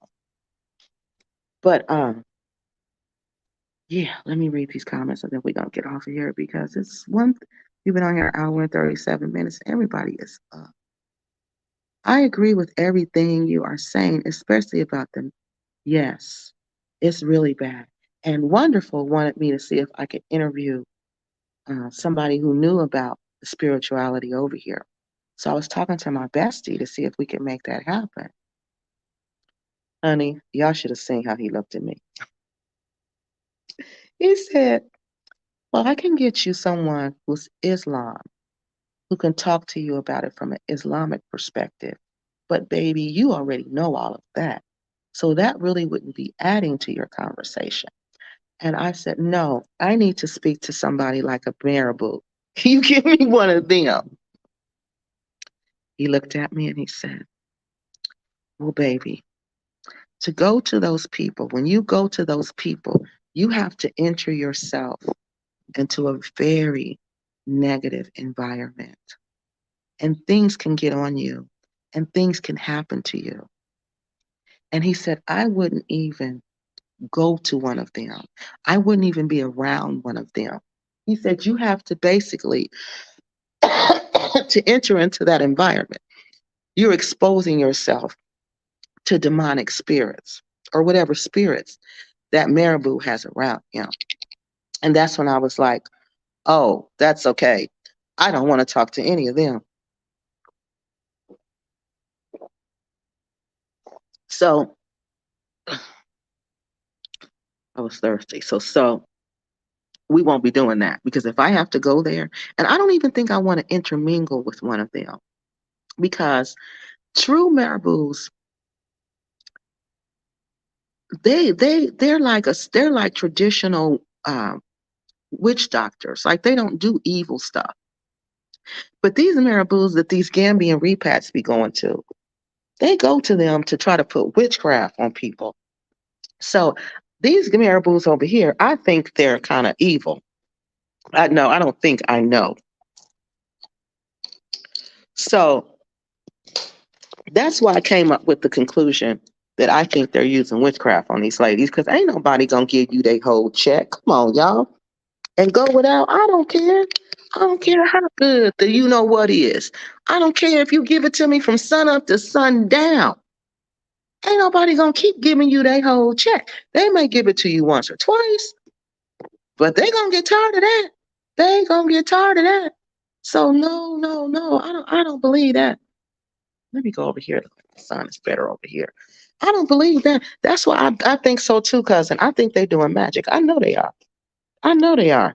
Because ain't nobody in their right mind doing that.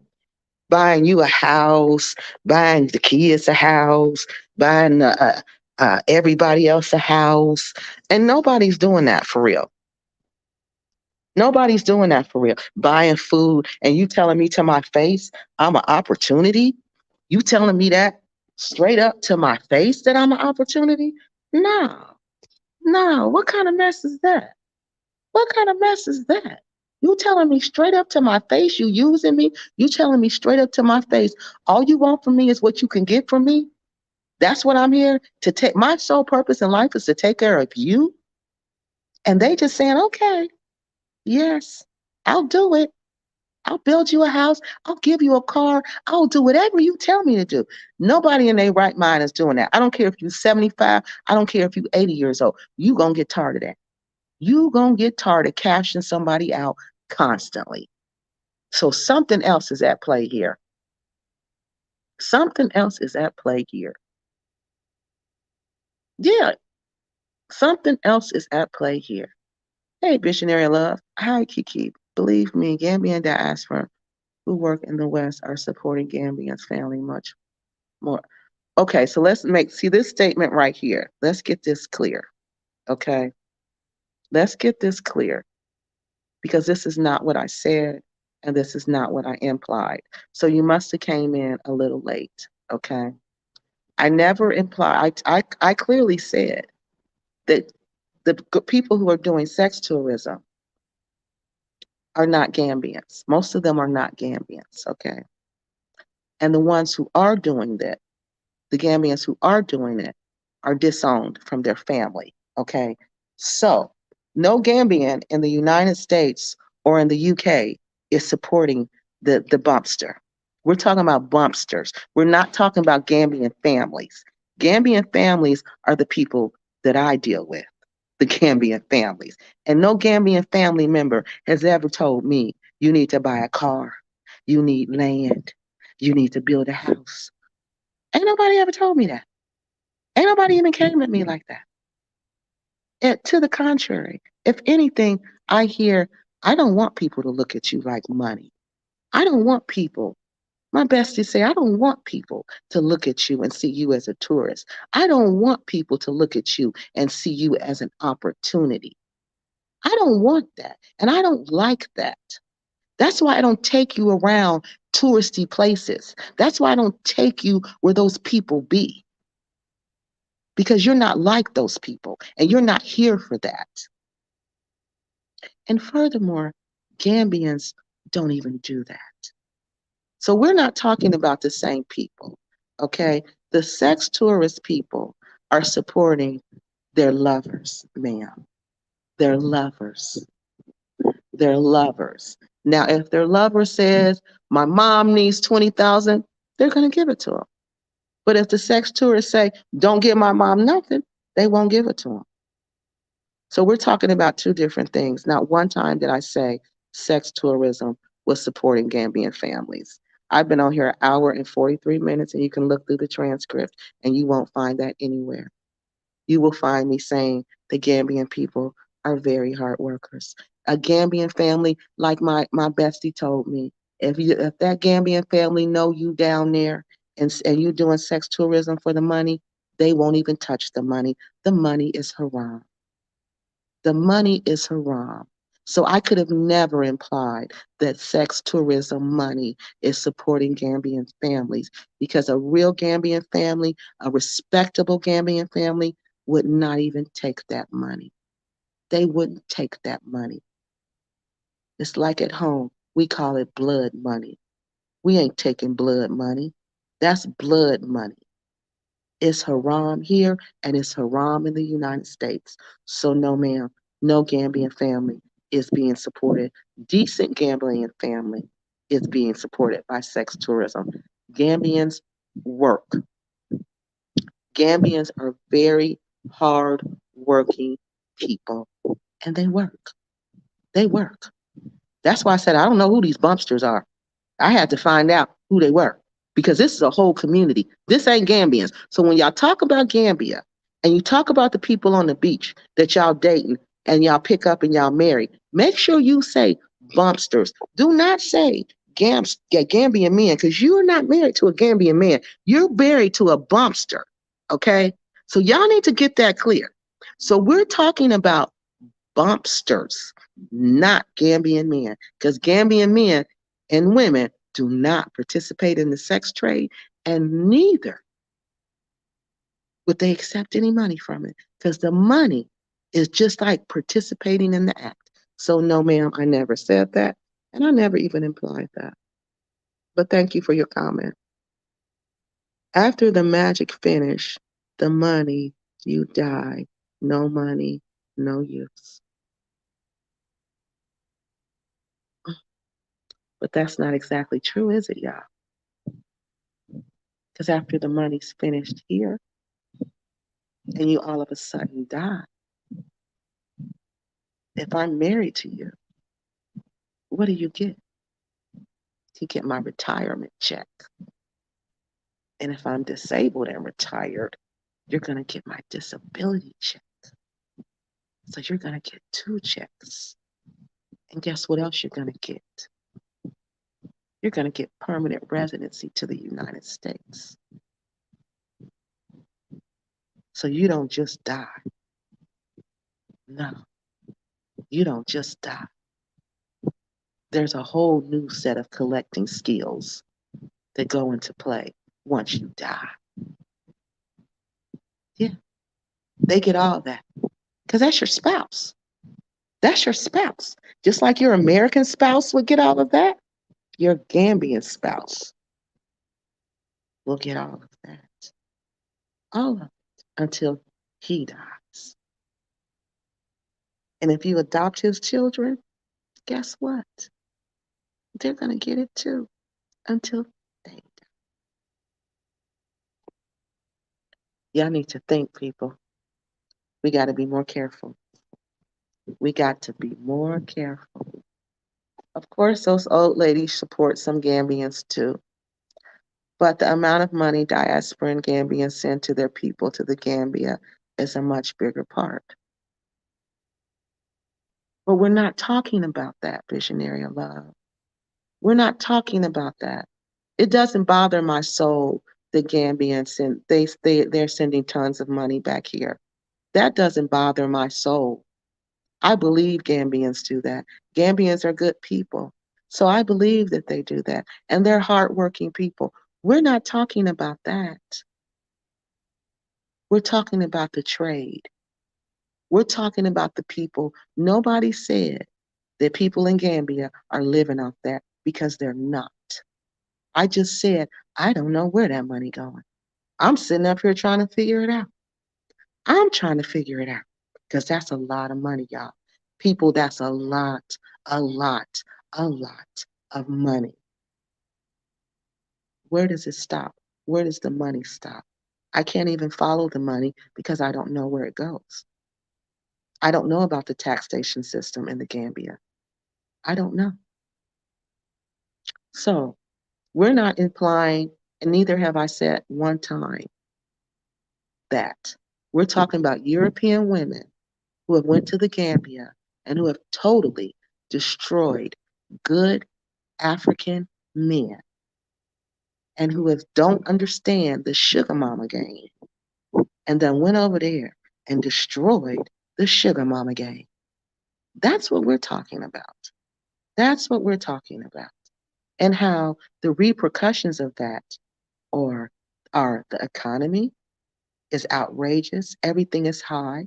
Everything is expensive because those elderly European women will come here and pay whatever it takes. Whatever it takes for me to get it, for me to get done up right. Because they going to do you up right. You better believe that. They going to do you up right. And and that woman gonna give him everything she got. Everything she got.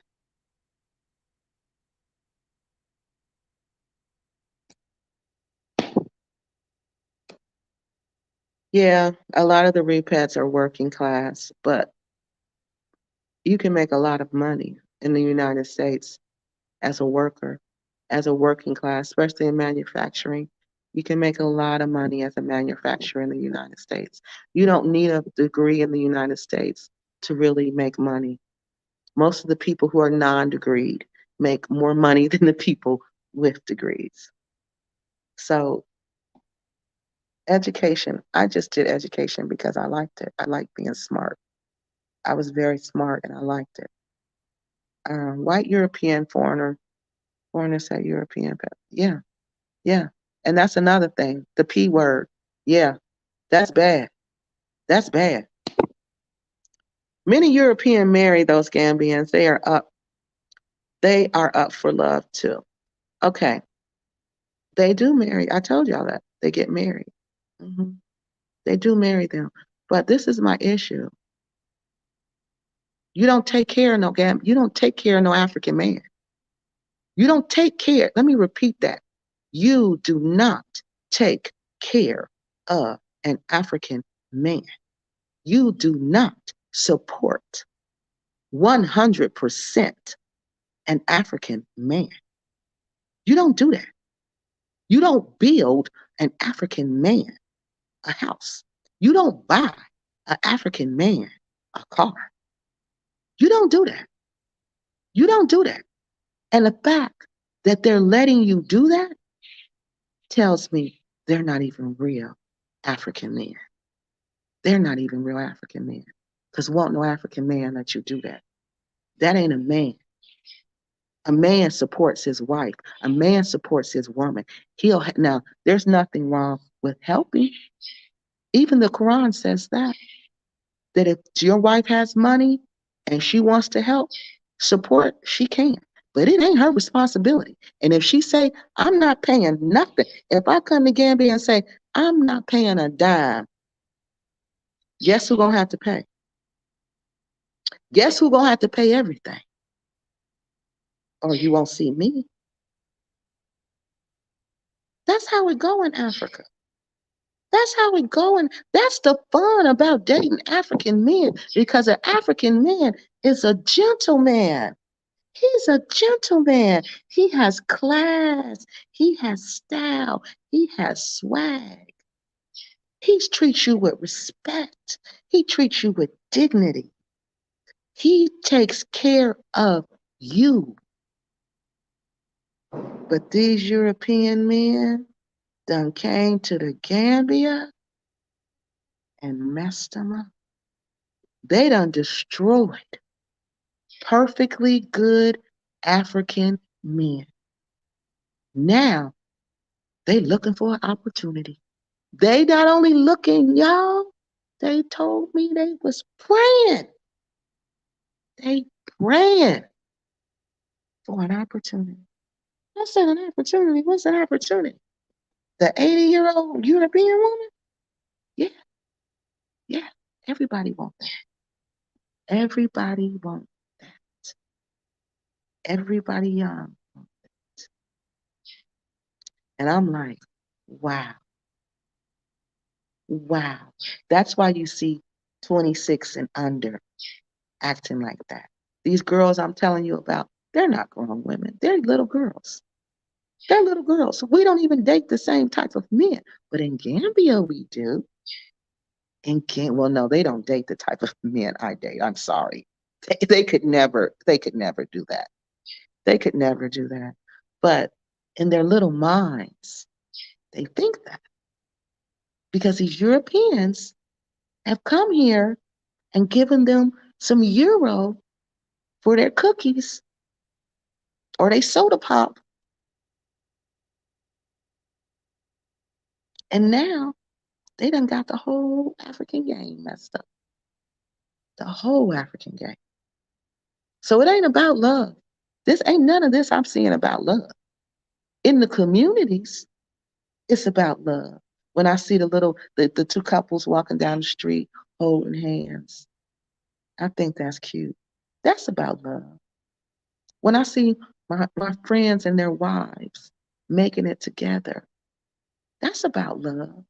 When I see her hustling as hard as he hustling to make it happen, she holding down her part, he holding down his part, they working as a team. That's about love. But you taking care of me and you looking at me as an opportunity, you don't love me. You love the opportunity I'm giving to you. We can't be so blinded, visionary love. We gotta open up our eyes. Like the Nigerians say, shine your eyes. You know that ain't love. You know that ain't love. How is that love when I don't even know how I'm going to be intimate with you? How?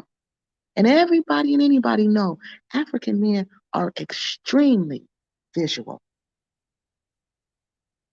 They want you to wear waist beads. They're so visual. Now, do you think they got these 80-year-old women on waist beads? Do you think they're telling them to put on some waist beads? Do you think they're buying them waist beads? That's how visual they are. Now, you telling me that they're fantasizing about what I'm seeing, because what I'm seeing is not even healthy looking, but it's over here chasing the you know what and destroying the country while you at it. Developing countries with established corrupt governments.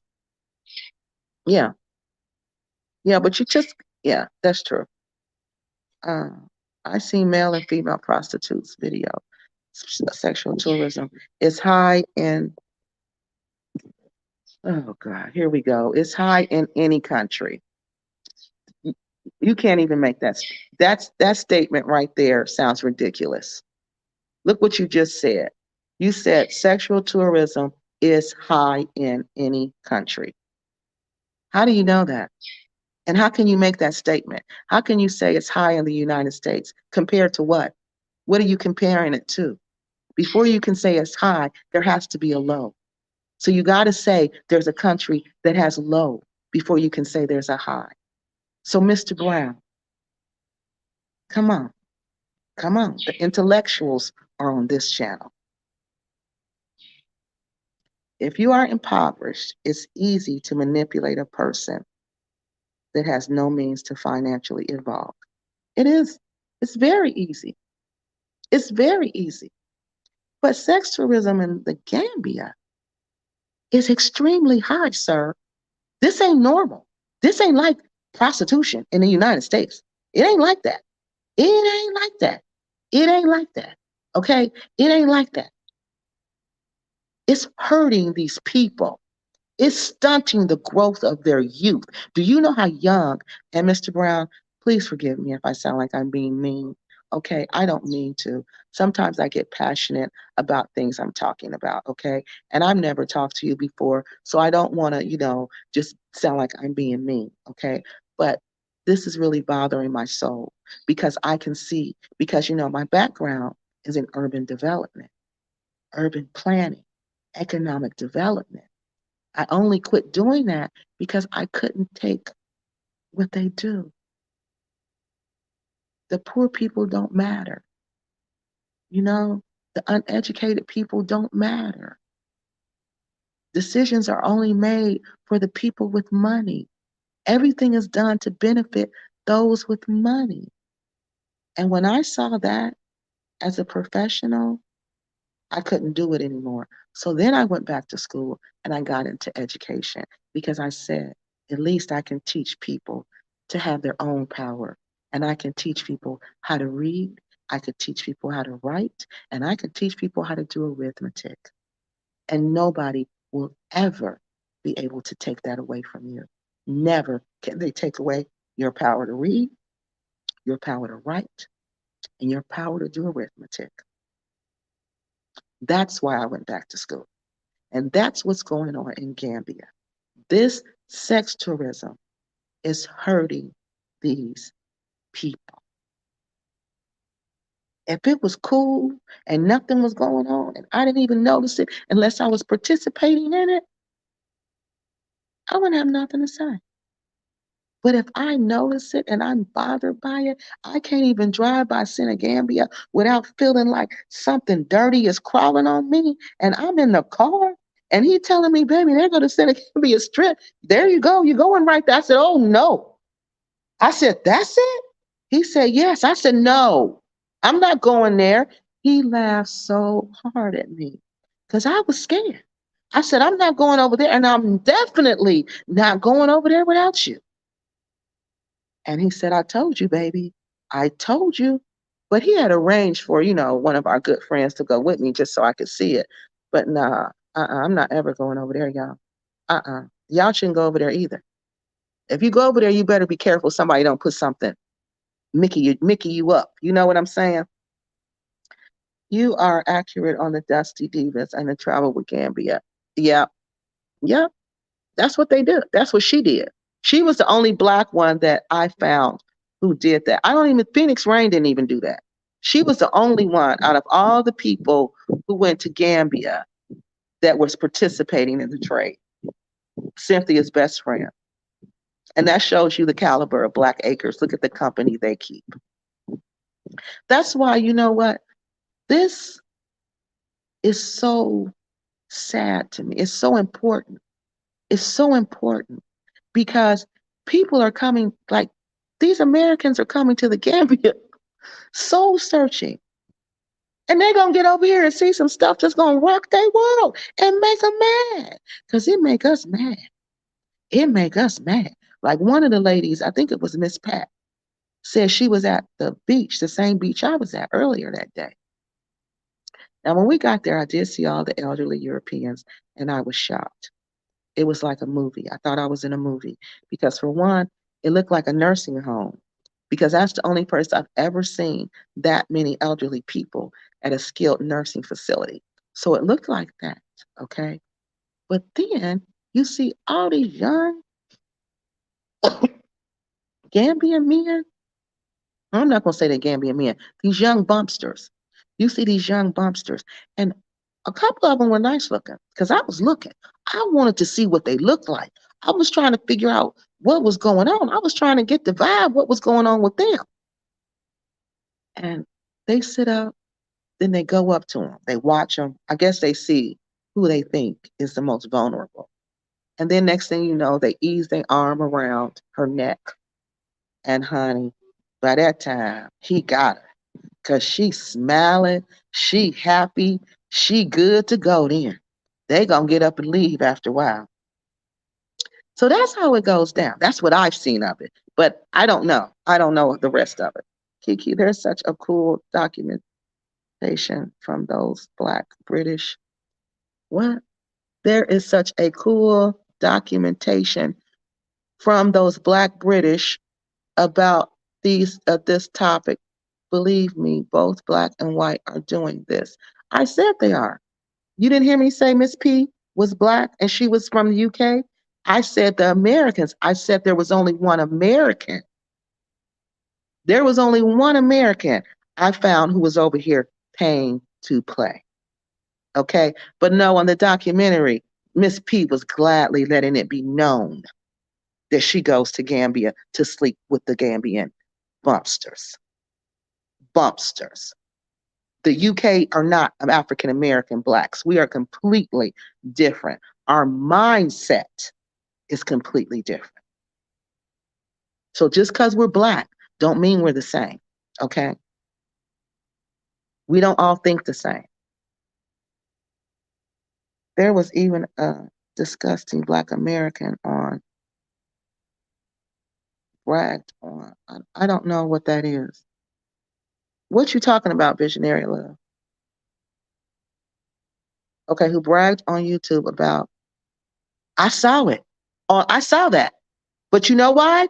Visionary Love, that's another thing that made me mad because I saw that. That's what I'm telling you, Visionary Love. We got low class repats over here. I'm telling you, these African American repats, They are low class. They are, I just told you, they are filled of demonic spirits. And when they got here, they got more demonic spirits. They got more demonic spirits. Now, you know, the Happy Companion did a video about virgins and how you can marry. He was broadcasting so many videos broadcasting about how you could come to the Gambia and marry 4 women as long as you take care of them. Yes. And Aphrodamus, and I said something to Aphrodamus about that. I said, why would you have him on your channel? Because he did a video, this video about this guy you talking about.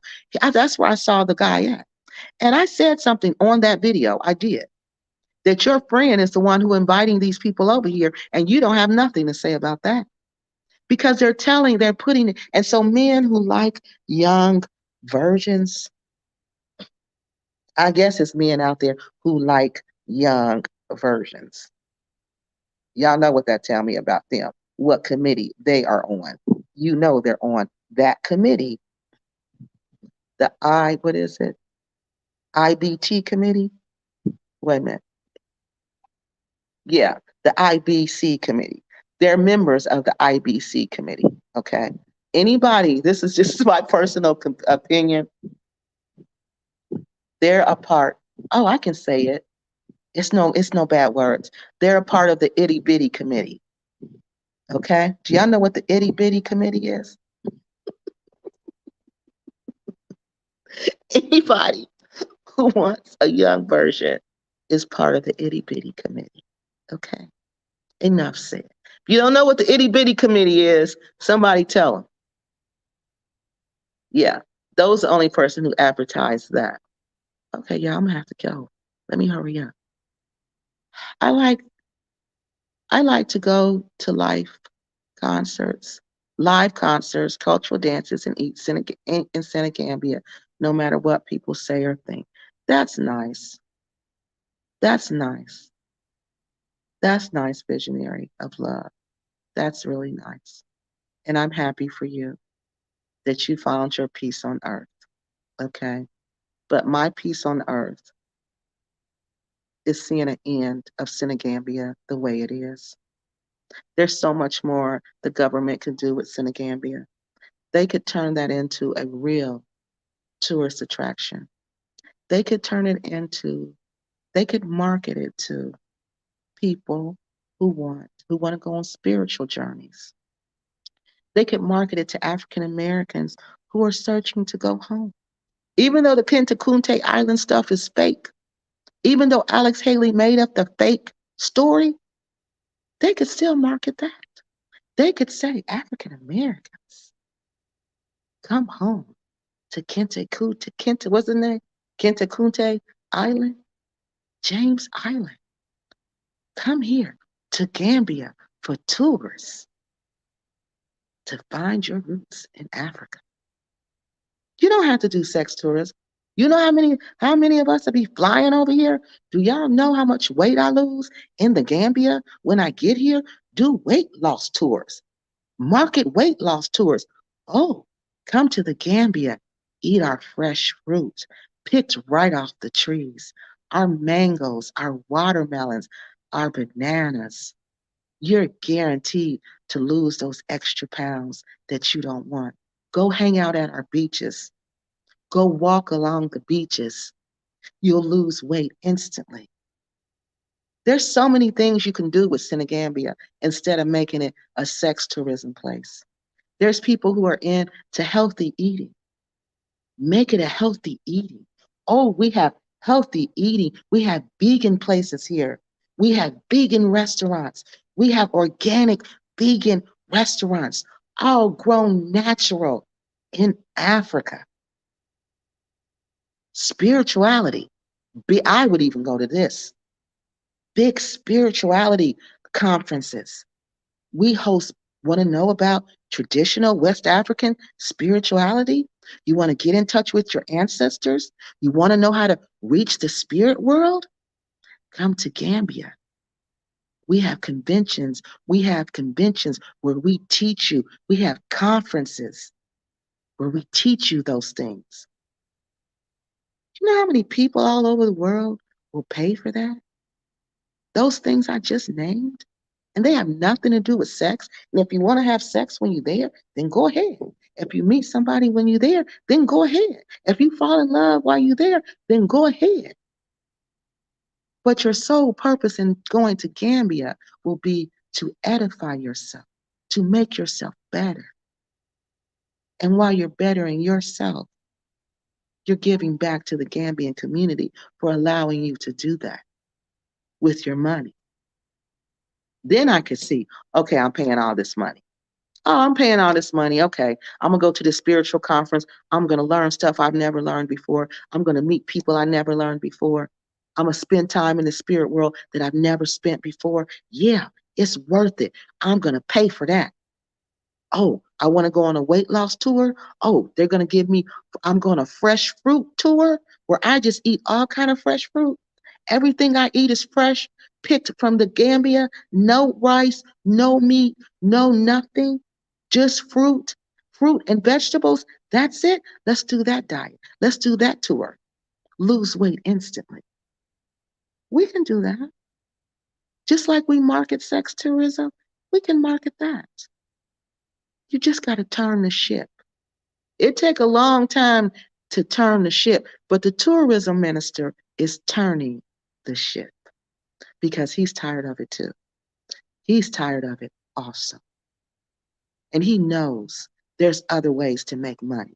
It's fine to make money off of tourism, but not selling your people, not selling the souls of your people. So it's going to stop. Gambia, the way you know it, that will change. That will the European haven where they can go there and do whatever they want with little kids and with grown-ups and with men and women and break every moral code in the Gambia and be proud of it. That's going to change.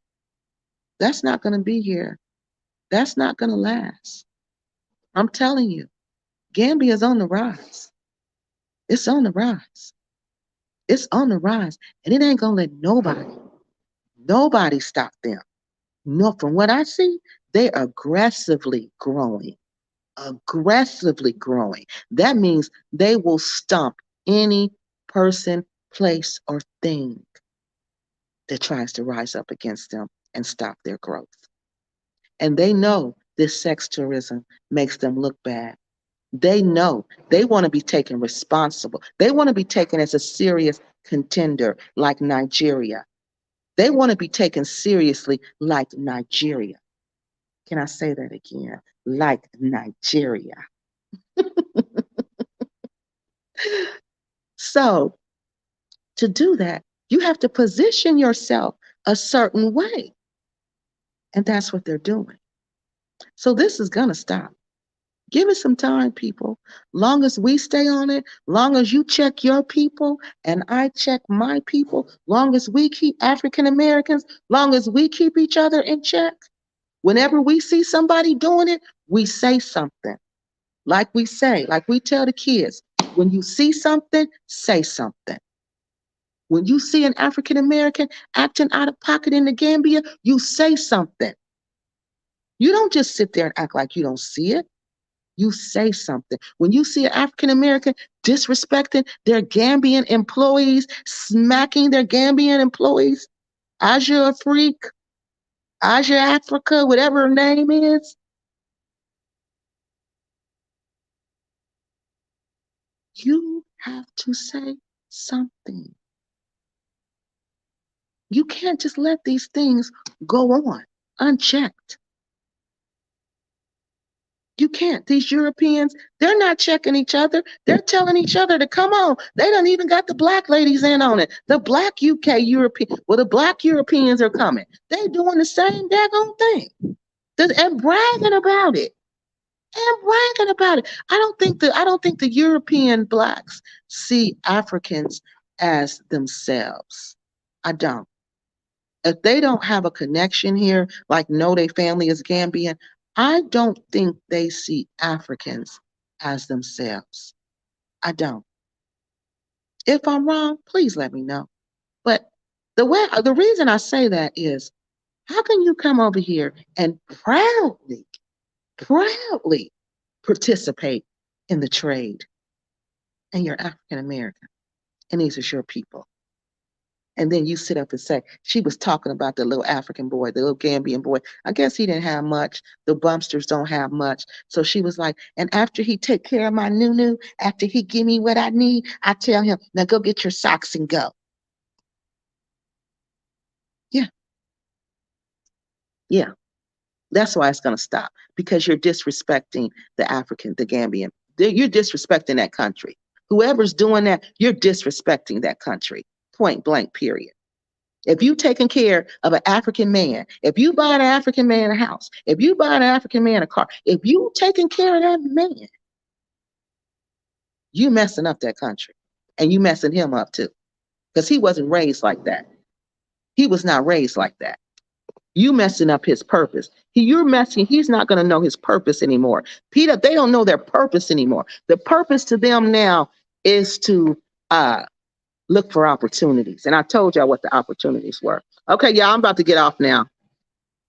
You are accurate and correct with the AA repats whom immigrate to Gambia, who travel to Gambia, are entitled, suffering, yeah, they are. They are that. They are. Misery loves company. Hey, turn the music. I'm about to get off in 1 second.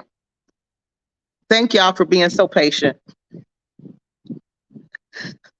Misery loves company. To move to another continent. Yeah, honey. It's straight up insanity. Thank you. Thank you. Thank you. But that's what they was telling me, honey. You are accurate and correct. Many engage in witchcraft. They do. I know. Are they doing anything with the drainage system? Man.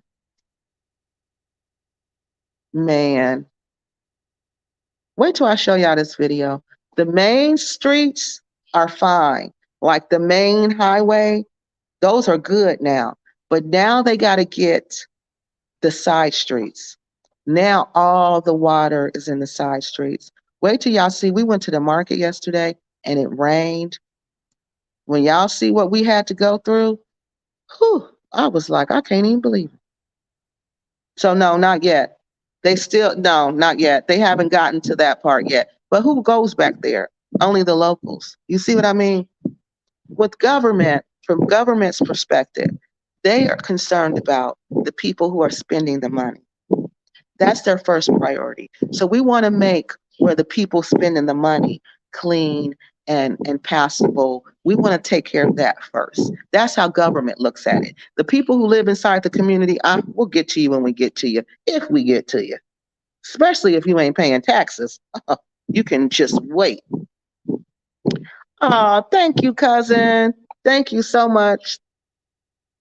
I love you so much. All of the Gambian men I see look like Evan Thomas. Girl.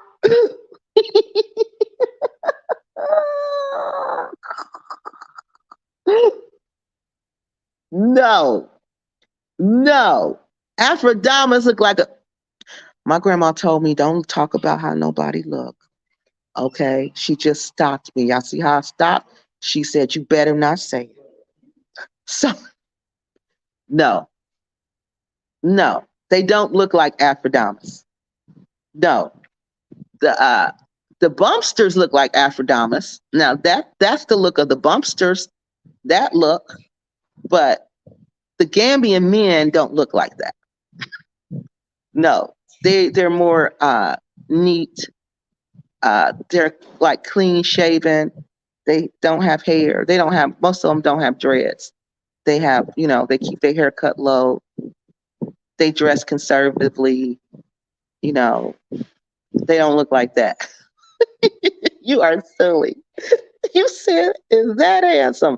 Honey. Now, my grandma did say I could say whether I found that person handsome or not. She said, now just say, you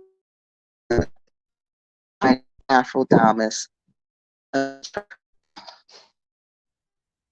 That's just my opinion. Okay. Serious Gambian women get serious men. Exactly.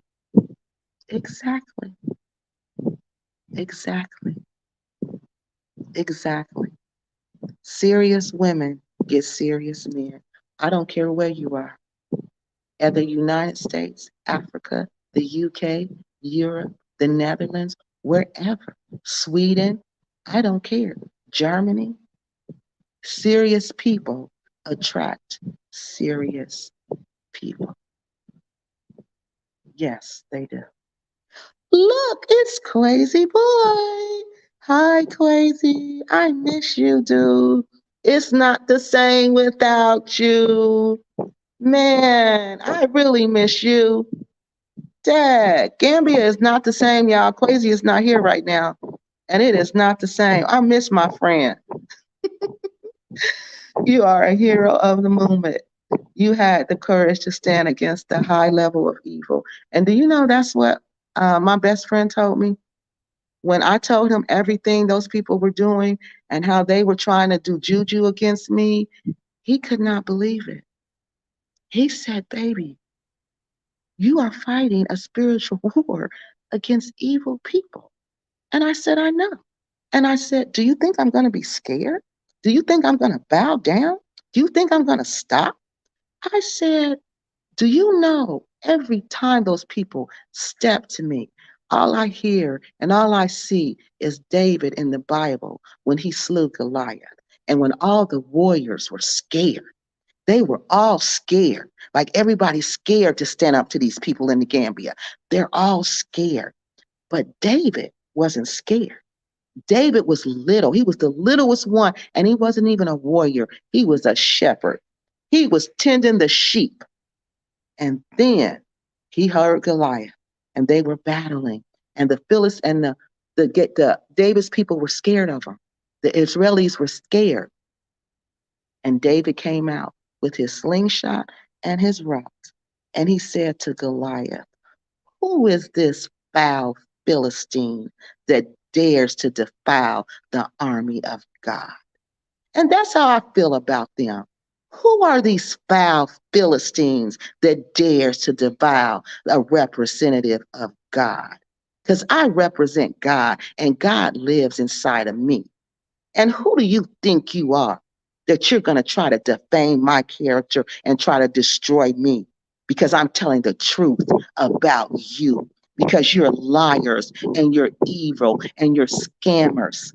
If you want to know the truth, ask Quasi. I keep telling y'all that, but y'all so jealous. They're so jealous of that man. They're so jealous of that man because he figured out how to make it over here. Because he the only one I seen really making it over here. They ain't making it. Them other ones ain't making it. And they're not going to go and ask Quasi because they're too ashamed. They're too ashamed. So they rather dog him and try to bring down his name. But yeah, I ain't going to never stop. I'm not going to ever stop. No, I'm not. And I'm about to step it up. I'm about to step it up to the next level. I'm about to step this up to the next level. And I'm going to tell y'all about it when I get home. Because all of this, us dropping dead in Africa and no autopsies being done, it's not being reported to the embassy, nothing's being done, families finding out after the fact, oh, we ain't playing that game no more.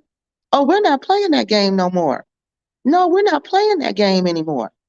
There is something going on. And even if it's not anything going on, we need an autopsy so we know there's nothing going on. We need an autopsy and we need top screens. Then we know nothing is going on. If we don't know, then how do we, if we don't have that, how do we know?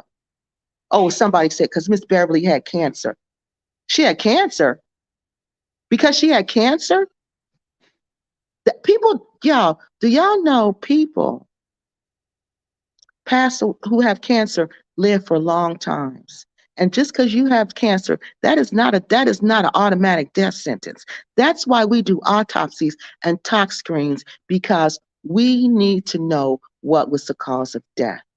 All of this, no, no, this is about to cease. We got to do something. We have to do something, or it's going to continue. Because I told you we're worth more dead to these bumpsters than we are alive. These opportunists, because that's what they are, opportunists. So if you try and those people who trying to say, "Oh, Kiki don't want people to go to Nigeria. She don't want people to go to Gambia. She don't want people to go to Africa." You sound ridiculous. You sound ridiculous. I will never stop going to Africa. Never. And I will never, ever stop loving African men. Never. Never. But will I sit up and let them be done like this and not say nothing? Oh no. They done destroyed them, y'all. They done destroyed them. Don't date the bumpsters. I'm telling y'all, don't date the bumpsters. Black Americans bring their Western hood influence to the Gambia too. Okay. Yes, we do. Yes, we do. Yes, we do. It's called culture, and it goes everywhere you go. And if you don't have good coping mechanisms, coping skills when you're in the United States, you're going to have worse coping skills when you're in the Gambia. So, like I said, that's because these African Americans that you guys, most of them, I'm not talking about our journey towards Eden. I'm not talking about them, and I'm not talking about the arrival. I'm not talking about those two people because those two groups, I didn't find anything on. Nothing, nothing bad. Nobody even had anything bad to say about them. You know, nobody had anything bad to say about them. So I'm not talking about them, but these other ones that you see that I talk about, everyone that I've talked about on my channel, okay? These people have negative, jealous, envious spirits. When you're a negative, jealous, envious person, you send that, you project that out to the universe. So what you're going to bring in is negative, jealous, insecure, envious people. And that's what you have over here. You have a bunch of African Americans who are jealous, who are envious, and who are insecure. And that's why you see this bad Western behavior. And I don't know what hood behavior means. I don't know what you mean by that because we all come from different neighborhoods. So I'm not quite sure. I don't know if you were trying to insult us or not, but kind of clarify, what do you mean when you say hood influence? Our neighborhood influence? Of course, we bring our neighborhood influence. You bring your neighborhood influence when you go to the Gambia, don't you?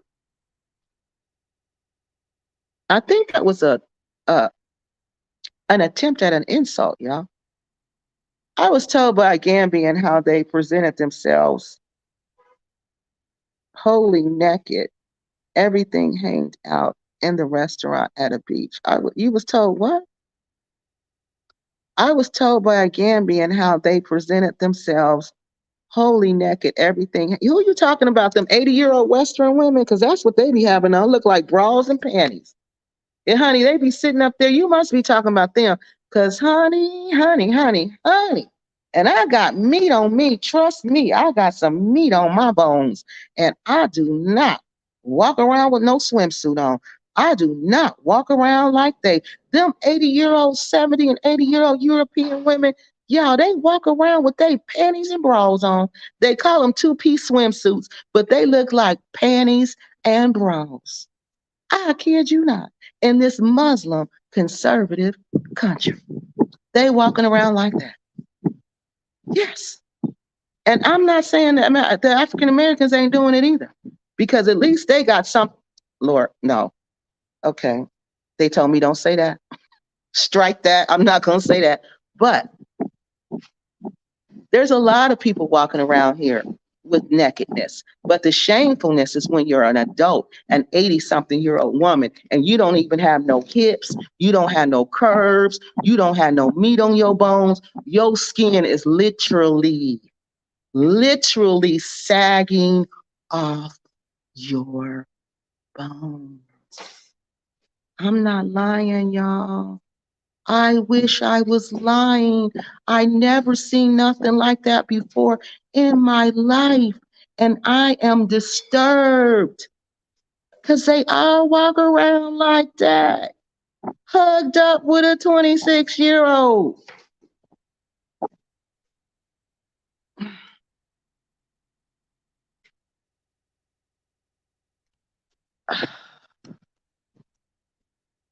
Yeah, they're under a spell. That's what I'm coming up. That's what I'm. Dory! Ooh, guess who's on? Guess who's on my channel? Dory. Dory, we still waiting for that phone call. And you know what I'm talking about. Dory's my cousin, y'all. Dory, we waiting for that phone call. I'm going to call you when I get off. We've been waiting for days, Dory. Gambia youth are largely in educational institutions and in marriages. Well, I don't know about that. I mean, I can't really comment because I don't know. I don't know if that's true or not. But I know they get married young. I do know that because I know there was a move to end child marriage in the Gambia. So that let me know that they get married at a really young age. And so I don't know how healthy that is. And then educational institutions. Most of the institute, like higher education, you have to pay for that. And I'm not too sure about what's the percentage of Gambians who get higher education. So I don't know. Oh, yes, I do know the percentage of it. It's real low. It's real low. So that statement right there is not true. That is far from truth. Real Gambian men don't want to speak about others. They care for their own business. That's why. Yeah, she's right, because that's how my best friend is. He don't like that. Yeah, he's real caring and he don't do that. He don't like that. Yeah, she's right. They are like that. That's how you know you with a real Gambian man too. That's a sign. Brilliant show, Kiki. Keep us. Oh, I can't see that, y'all. Updated. Keep updated. Wash hands. Yeah, girl. Ooh, you ain't lying about that. You are correct. The AA repack community and society in Gambia is messed up. They're very messed up. They're extremely messed up. And that's why I'm here telling y'all constantly, don't give them no money. Don't believe nothing they say. Nothing. Don't believe nothing. They lie about everybody and anybody. If you are not on their team, they're going to work to destroy you. They're going to they're going to tell all the lies they can. They won't join together for nothing else but to bring down another African American. They didn't join together to do nothing but to try to attack Quasi Boy, and they joined together to try to attack me. That's the only thing they've joined together for. Now that shows you what kind of people they are. Now tell me, y'all on here, what is Quasi Boy doing? What is he doing?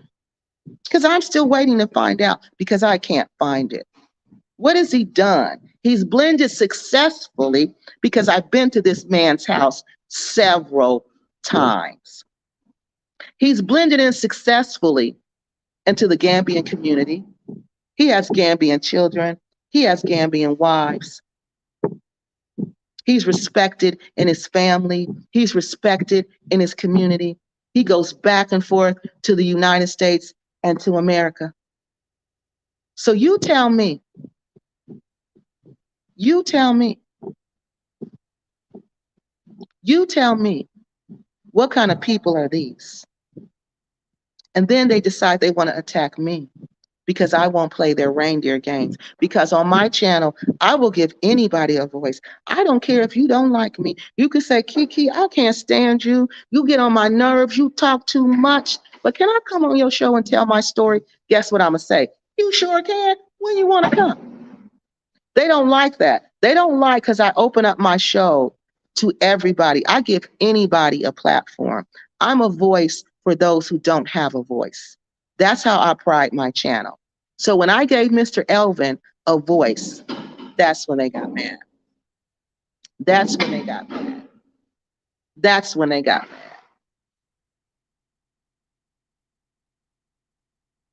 mad. Kiki, you said you are married and there. Wait a minute. Kiki, you said you are married there and go there only for a few weeks. for you. I sure do. Girl, bye. I sure do. I sure do. I don't understand your point. I don't understand your point. I sure do. I sure do. But we're working on changing that, honey, because but I have to come. I was just sitting thinking so much, how can I get out of not coming back? Because I don't like that. I don't like the absorbent fees for everything. I don't like seeing the exploitation. I don't like what I see. And I don't like my money. It's worth a lot, but everything costs a lot. So there's no benefit for me. I'm not making money. I'm not benefiting. I'm losing money. So I can't. It came up, you can't. So if you don't come back here, you don't see your friends and you don't see your family anymore. You don't, because they all can't come to the United States. Some of them can come, but all of them can't come. And even the dogs and the cats. What about the dogs that you love here? You don't come back, you don't see the dogs anymore. So it's like I have people here that I really love, who have proven to me that we're going to be by your side no matter what. No matter what. When push comes to shove, we're going to be there for you. So those people, that's how I see Gambia. When I think of Gambia, I try to think of them. And that's what keeps me coming back. But if it wasn't for them, no, I keep pushing. I don't know the next country I'd be in, but it sure wouldn't be this one. It sure wouldn't be this one. I'd be in another African country. African men don't take ladies. They don't. They don't. I told y'all. They don't. They say that's haram. They say, no. The Muslims say haram. The Christians say taboo. No, they look at you like, oh no, we don't do that. And I said, why? They said because when you take money from women, they said them women gonna try to start talking to you crazy. They're gonna start talking to you crazy. So you can't never take no money from no woman. Now her helping pay the bills, that's fine. But her being the end all, she paying it, she paying everything. No, African men don't do that. They don't do that. I don't know not one. I don't know one. Yeah, that's true. All this plays a role in what's going on. Yeah, all of this. Yeah, all of this. That's why we got to do better. We got to come to Africa, and we as African Americans, we got to do better because that's the place our grandparents come from. And that's what y'all got to realize. Our grandparents come from this place. And, when we come back and we disrespect Africa, we're disrespecting them. We're disrespecting them in a place that they would have died to come back to. One of your grandparents would have given their life to come back to Africa. And when you do go back, you go back and you be disrespectful, and you go back and you cause chaos, and you go back and you exploit other African Americans, because that's another thing that the repats do. They exploit the new repats. They exploit them for their money. They scam them out of their little money because they know they don't know. Gambians are very educational oriented. Even those with financial problems will rather reluctantly do petty trading and pay for their children's education. Nobody wants. Yeah, she's right. This person is absolutely right. I don't know how many go to school. I can't argue that point. I can't because I don't know it. I know with with higher education, I know it was like maybe 40%. It was really low. It was really low. No, it was 40% women. I'm sorry. We were talking about the Gambian population who has college degrees. I don't know. I can't tell you. So I can't comment on that. Are we talking about primary school? Are we talking about elementary school? Are we talking about high school? Are we talking about college? Are we talking about university? What are we talking about here? We got to be, what are we talking about? Because some people can think, oh, okay, you can go up to 5th grade and that's good and you're done. But to compete in an international economy, which was what Gambia is in, to compete in that economy, you got to be smart. You got to have some college degree people. This is all, yeah, it is all linked to poverty. Gambian men don't take on, oh, wait a minute, menopausal women. Oh, hold on. Unless Gambian men don't take on menopausal women unless they're already married and have children. Okay, he's right. Now he's right. Now they may not be, unless they got an, I don't know if this person is a man or a woman. I don't know now. I don't know if, now they could be divorced, but me personally, I look for a Gambian man. I'm not a Gambian man. I don't want an African man who doesn't have children, because I can't have kids because, I had some problems with my last pregnancy. I had some complications, which prevented me from, having kids later on. But I always tell people that, in the beginning of the relationship, that, I had complications with my last pregnancy, and, I unfortunately, I can no longer have children. So this person is right, because even though the Nigerian knew that, I told him all of that, y'all. I told him all of that. And he didn't have kids. Do y'all know when I got to the United States? Not when I got to the United States. When he got to the United States, do you know he brought that up? He was like, well, you're depriving me from a right to have kids. And I'm like, what? How am I depriving you from that right when you already knew, that I couldn't have kids when we first met? Because I told you. That's no secret. So he's right. That will become an issue. And they're either going to cheat on you, or they're going to just do something. Okay? So that person is right. And if they're with you and they say they don't want any kids, they're a lie. They're a lie. So you're going to be going to get in vitro, bankrupting your bank accounts, trying to have babies, looking like fools in your 50s in the fertility clinic, spending all this money trying to get pregnant by a 26-year-old. And it ain't going to work. And you know what's going to happen? He going to end up going right back home, having a baby with one of them Gambian girls, because he wants some kids. Yeah, that person, I movement, you ain't lying about that. So let me tell you how to avoid that. Look for older Gambian men. Not Gambian men, I don't know why I keep saying that. Look for older African men who are no longer in their relationships now, who are divorced. That is going to be kind of hard to find. Not hard, not difficult. Just take your time. You'll meet them. Because in some countries, in Gambia, well, I'm not going to say in Gambia because I don't know, but I know Nigeria, they don't like divorce, okay? But people are now becoming divorced. It's more modern. It's like a modern thought now. So people are becoming divorced, okay? And so you want somebody who's been through all of that, like fulfilled that, because their culture is going to call for them to have children. Their mother is going to say, you got to get rid of her. She can't have no baby. I want some grandkids. So their culture is going to call for that. So you want somebody who already has kids, okay? You want somebody who's already has kids. So you ain't got to be bothered with that. You ain't going through that, okay? So that's the way you get around all that. Get you somebody older, okay? I don't want to be anybody's, I don't like polygamy. So I'm not in a polygamous relationship. But if you are in a polygamous relationship, that's fine if that's what you like. Some women don't mind, okay? So just know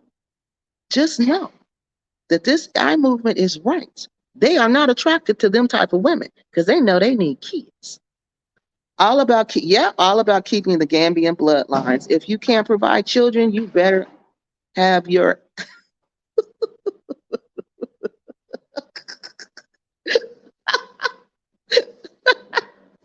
our movement is right. If you can't have no babies, you better have some money. You better have some money. He is so right.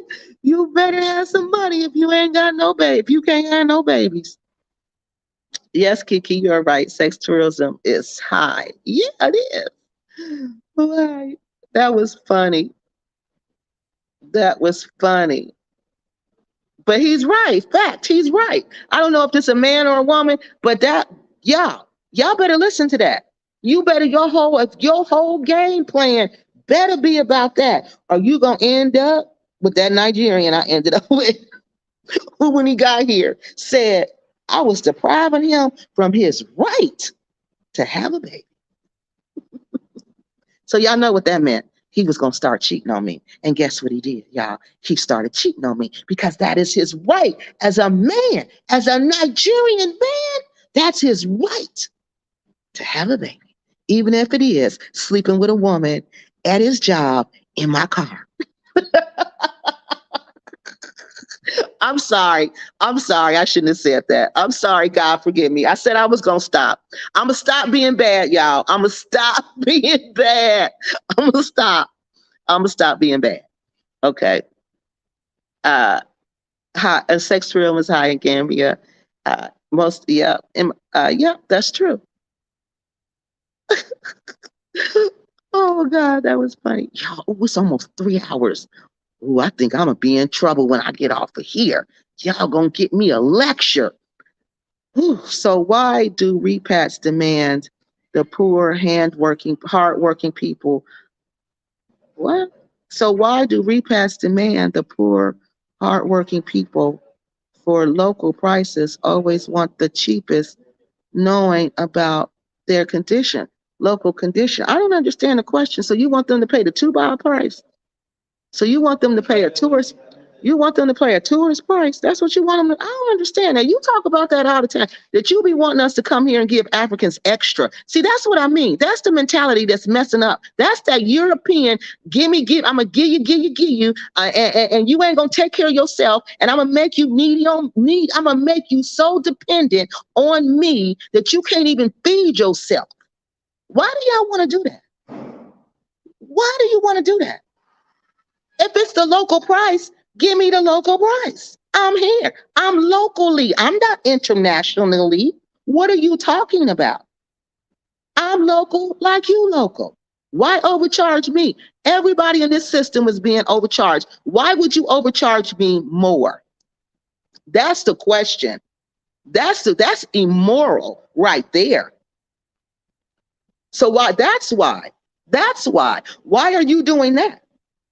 You're just like when I was in Cameroon, they told me do not. I was doing that. I was giving the kids money and they told me, don't do that, Kiki. Do not give them money. Let them work for their money. Because if you give people money, they'll look for a handout. They'll look for, something for free all the time. All the time. And that's what they do. That's exactly what the Gambians do. Just what she said. I can't even get out the car without somebody rushing up to me trying to sell me stuff. Stuff that it ain't even real stuff, it's junk, like junk they just had. Now, let me tell you, yesterday, for instance, because she been dealing with the Europeans, she run up to me trying to sell me a bottle of bleaching cream soap. Bleaching cream on top. Listen, soap that you bleach your skin with. I'm looking at the bottle. I'm looking at her. I look back down at the bottom because I'm looking to, and I said, does this really say bleaching? Bleaching skin? This is to bleach your skin? And I said, do this woman think I bleach my skin? And I said, oh, wow. They don't even have a clue what a real Black American is. They don't even have a clue what a real Black American looks like. I'm a real Black American. I'm as real can get. I'm not like what you see over here. These people are fake, evil, lowlifes, and wannabes, except for the two people that I named. Those two channels that I named. Everybody else, they ain't right. They ain't right. So why they do that, they don't have no money. because they're not working as a team. They're working by themselves. They live individually, and they can't really afford it because Gambia is extremely expensive because Europeans like to come over here and pay. They like to come over here and take care of grown men who are supposed to be taking care of this country, who are supposed to be working. Because if you weren't giving them money, guess what they would be? If you weren't giving them that extra money, guess what they would be doing? Working extra. Working extra. But now they know we can go down to Gambia and there's them Europeans and they feel sorry for us. My grandma said that's the worst thing you could do is feel sorry for a man. That is the worst thing you can do is feel sorry for a man. That's the worst thing you can do. Because when you feel sorry for a man, look what you do. You disable that man. And that's what they've done. That's what these women, these European women have done. I can repeat it again. They've destroyed a perfectly good African man. A perfectly good African man. African men are raised to be men. They are raised to be tough. They are raised to go through it. Whatever you got to go through, honey, he going to be by your side. We're going through it together. Do you hear me? And he going to be right out front. He going to be right out front taking the brunt of it because he don't want you to get hurt. He don't want you to get hurt and he don't want nothing to happen to you because he loved you. You are his woman. That's his pride. That's his possession. That's his most prized possession. That's how I know the Europeans had destroyed that culture because that's not even going on. That's not even going on. That's not even going on over here. Yes, Kiki, you are right. So, yeah, it is at an all-time high. Why do you want to know what's going on in their beds? Are you not busy in your own? I want to know from a research perspective because I told you I'm an ethnographer. And what an ethnographer do, it's a part of history where you go and you live with the people. You live amongst the people and you study their culture. And the way you study it is you talk to them about it and you watch them. Okay. I'm extremely interested in the intimacy portion because African men are very visual, very visual. They love curves. They love all kind of, if you got hips, they're going to lose their mind. If you built nice, they're going to lose their mind. And if you look halfway decent and you're smart, oh, they're going to love you. They're visual. So I'm wondering, how could this be? Look how African women dress. You see how when the African women go out, when they fix theirs, they're beautiful. You think they're doing it for themselves? No, it's too hot. They're doing it because the African man loves a beautiful Black woman. Well, they love any color women for real. Any color woman, long as you're beautiful. Now, you tell me, I'm wondering, if I know this is about you, historically, this is what you like, historically, culturally, this is what you do. Now, for you to switch up what you prefer, something's going on. So I want to know, how now are you intimate with someone who does not have all of those qualities that you look for to be intimate? That's what I want to know. How do you do it? How do you become stimulated? I don't want to know the step by step because that would disgust me. But I want to know, how do you become stimulated? Do you do it yourself or do she do it?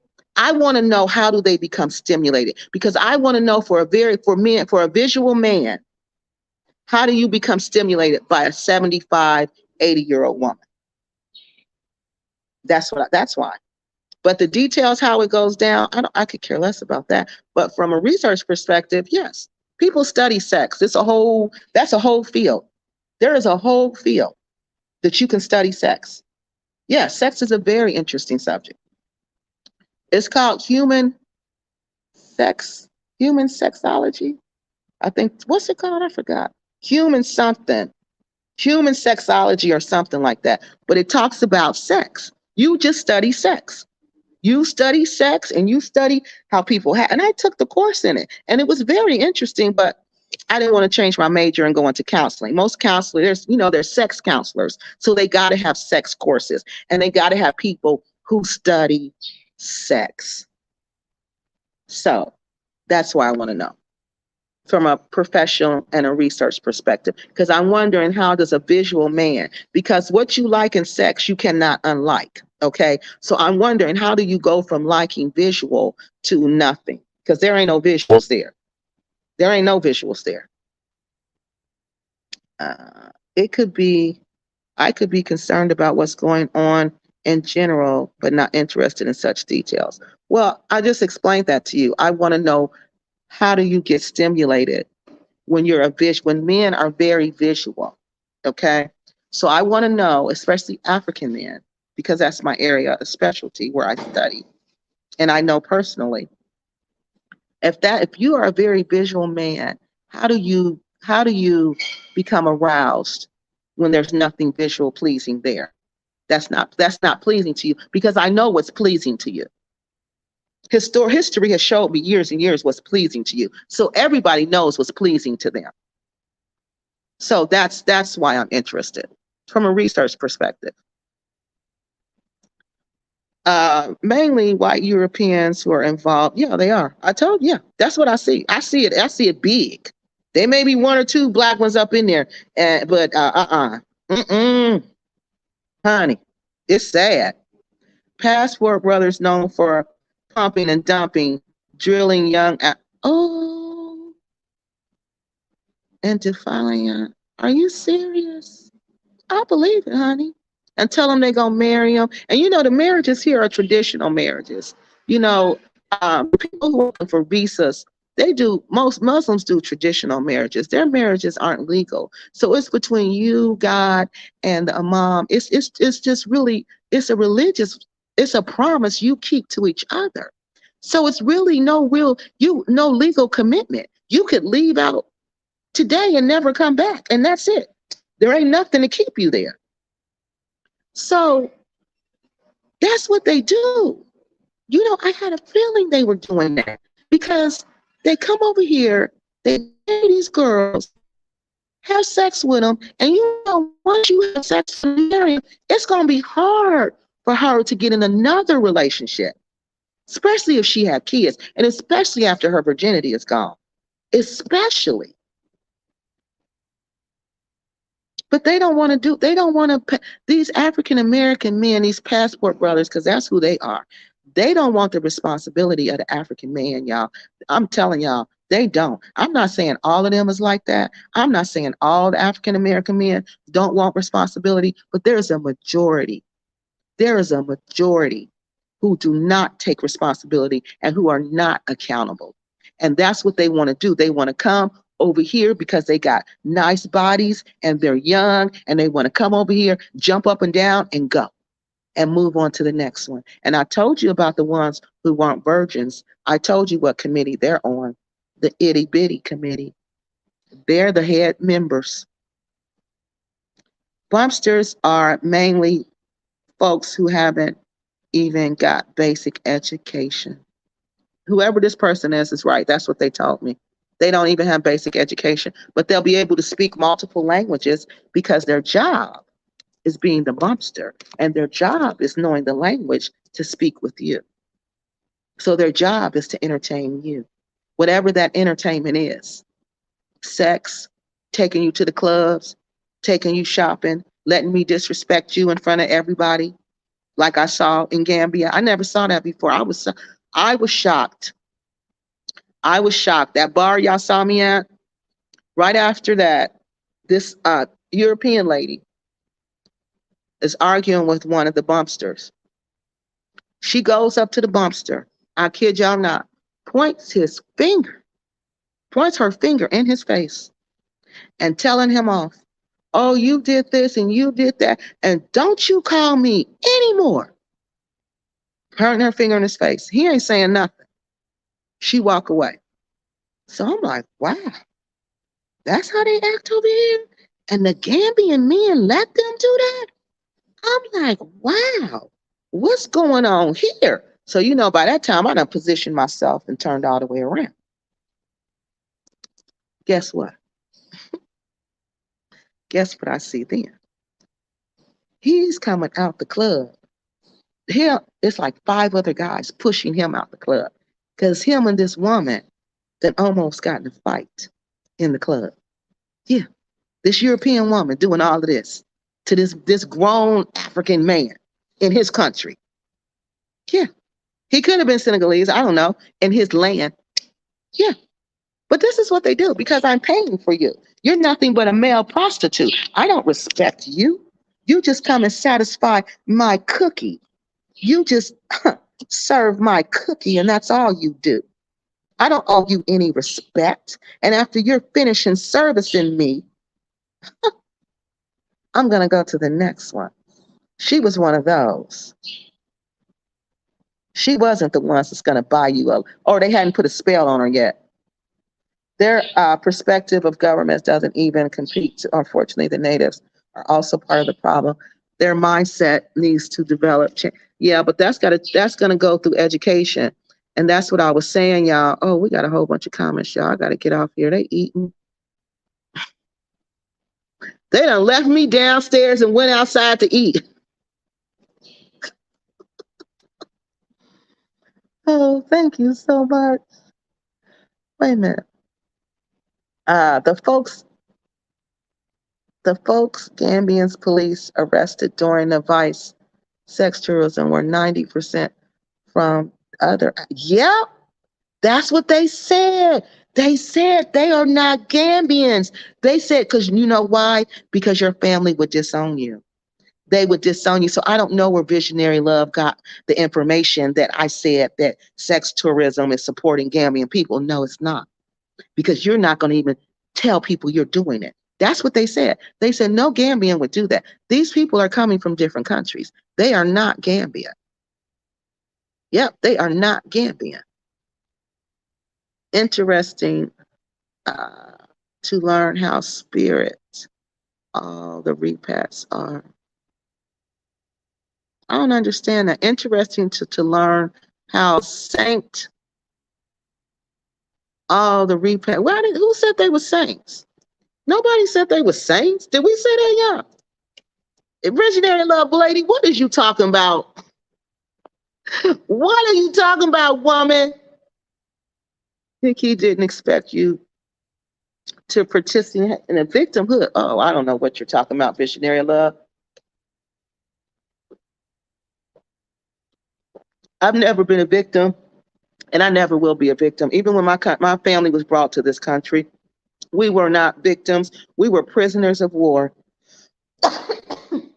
Even when my family was enslaved in America, my grandmother would tell you, we were never slaves. We just worked for them white people. That's all. So, victim mentality, just like fear, that doesn't run through my veins, ma'am. So you got to be more clear what you're talking about. You were so proud of your white part. I still am. Girl, I still am. I am so proud of my white grandmothers. I'll tell everybody I am 20% European. 20% European. But I guarantee you that my European grandmothers would not ever do the things that I see done over there. My European grandmothers would never walk around with their panties and their bra on and call it a swimsuit and be hugged up with a 26-year-old. My European grandmothers would never. My European grandmothers would never do that. So I'm speaking for them too, because you're embarrassing them also. You're embarrassing them also, because my European grandmothers had class and they had style and they had respect. And I'm very, very proud to be 20% European. Very proud of that. But I can tell you one thing for sure. They did not participate in no sex trade. And if they did, if it was around then, they wouldn't have done it. They wouldn't have done it.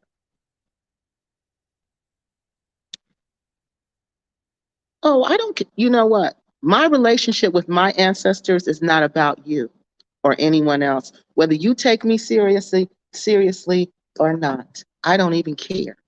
But my ancestors know I take them seriously. That's why she thought I used bleaching cream because I'm 20% European. Okay. And you can see it over here openly, openly. It just blares out. And I'm proud of that. I'm proud of them. And I'll never be ashamed of anything that I come from. Anything, honey, because that made me. So whether you believe it or not, it doesn't really matter. Yeah, I love my African family. I love my African family too. They teach me a lot.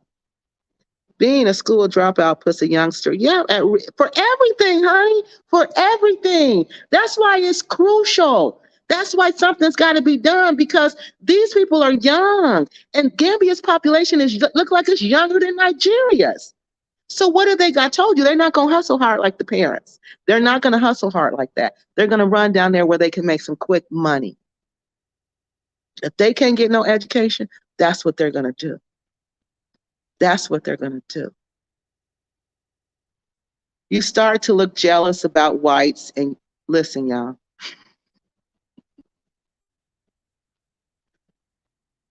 Listen to this one, y'all. I'm jealous. That's what they always say, y'all. I'm jealous.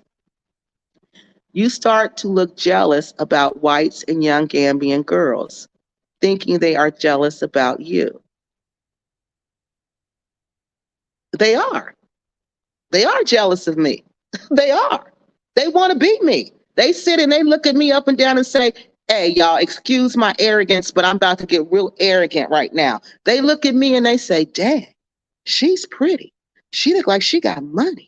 Where's she from? I can't tell whether she African. I can't tell whether she American. I can't tell whether she Gambian. I can't tell whether she Nigerian. I can't tell whether she Cameroonian. I don't know what she is, but all I know is she's pretty. And if that man is sitting there with her, he got to have some money too. So let me see if he's like these low-life men who sleep with little girls, and if I can get him to sleep with me.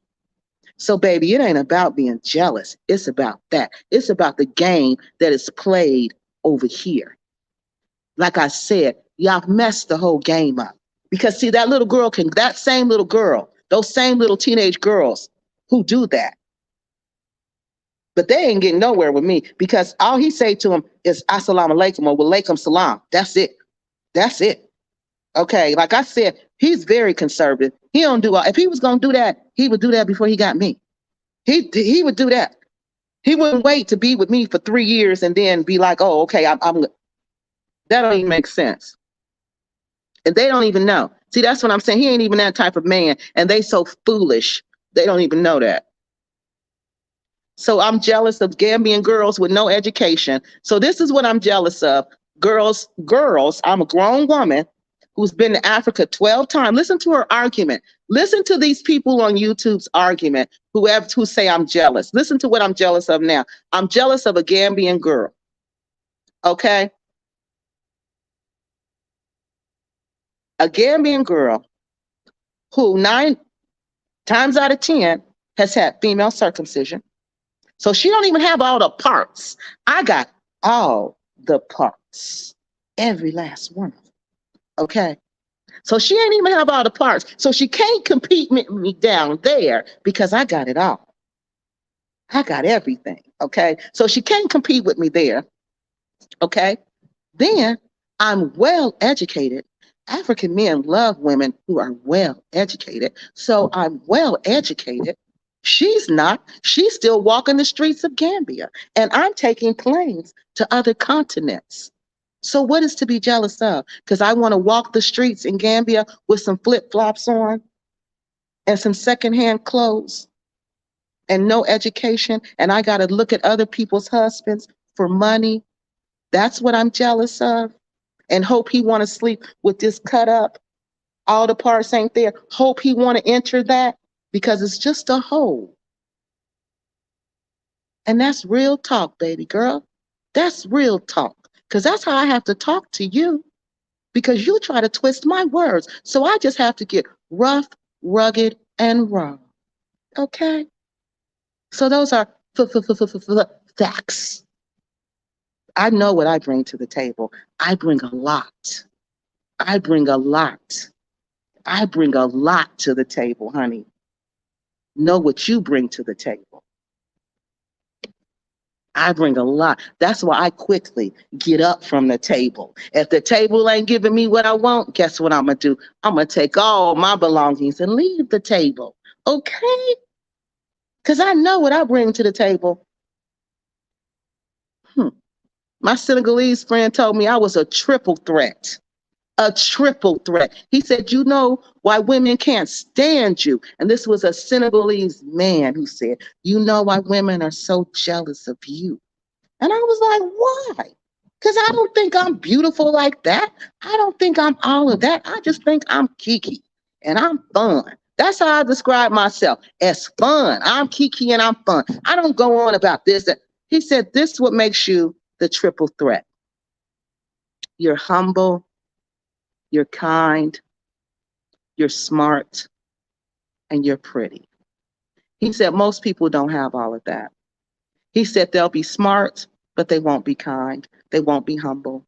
He said they'll be pretty, but they won't be smart and they won't be kind.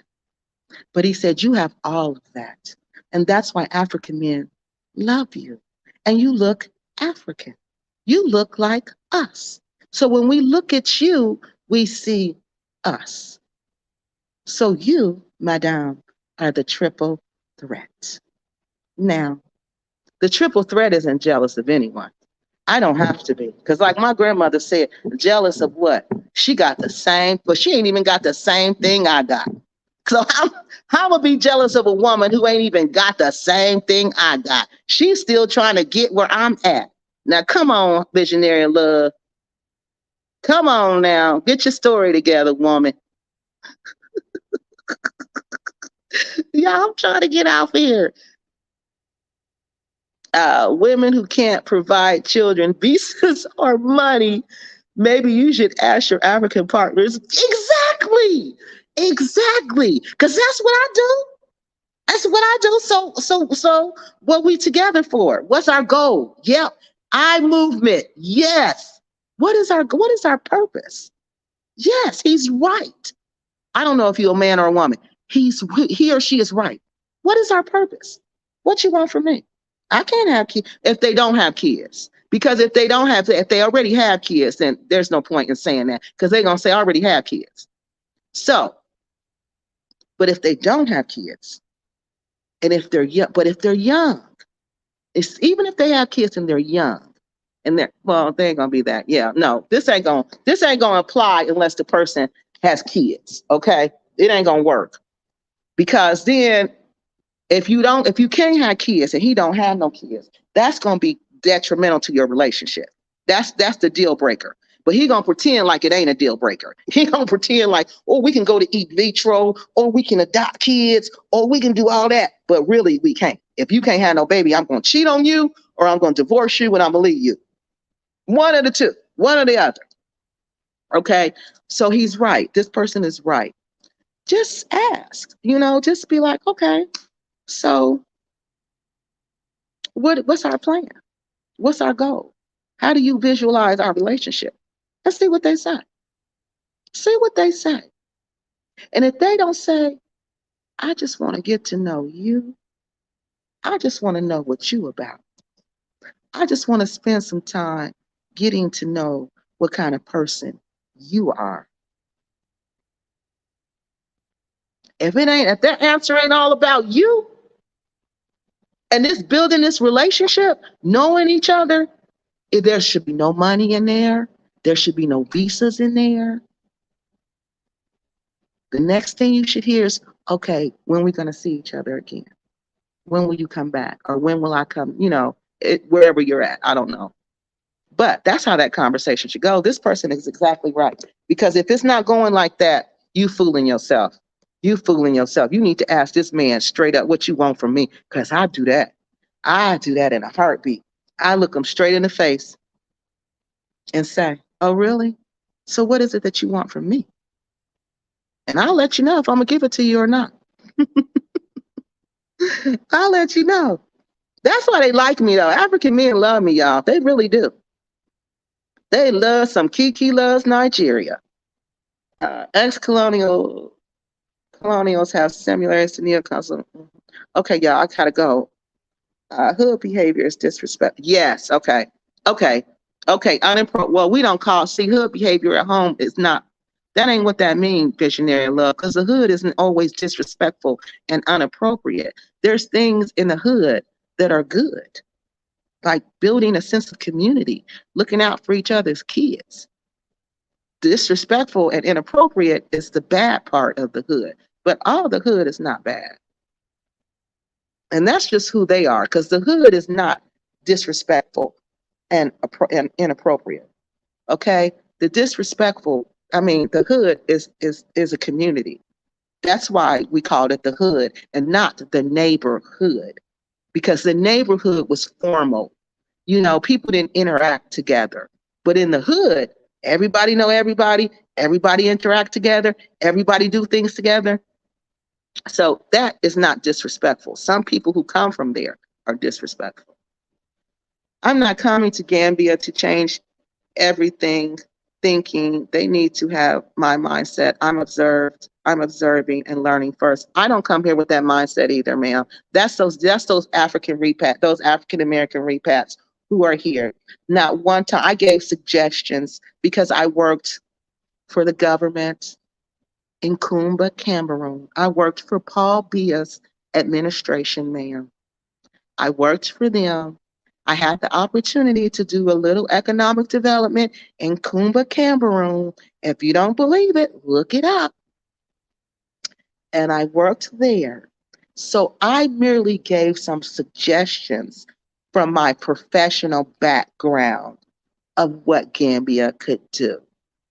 I don't by any means know what's best for Gambia or what's best for Gambian people, because I'm not Gambian and I don't live there. I can only tell you what I think professionally and personally. And having been to 3 different countries and been to Africa 12 times, I think, and having two college degrees in West Africa, where West Africa was my concentration, I think that makes my opinion valid. Africans bring their colonial minds. Yeah, they sure do. They sure do. It go both ways. But I'm seeing African Americans looking dry too. Some are very skinny. I know. You notice that too.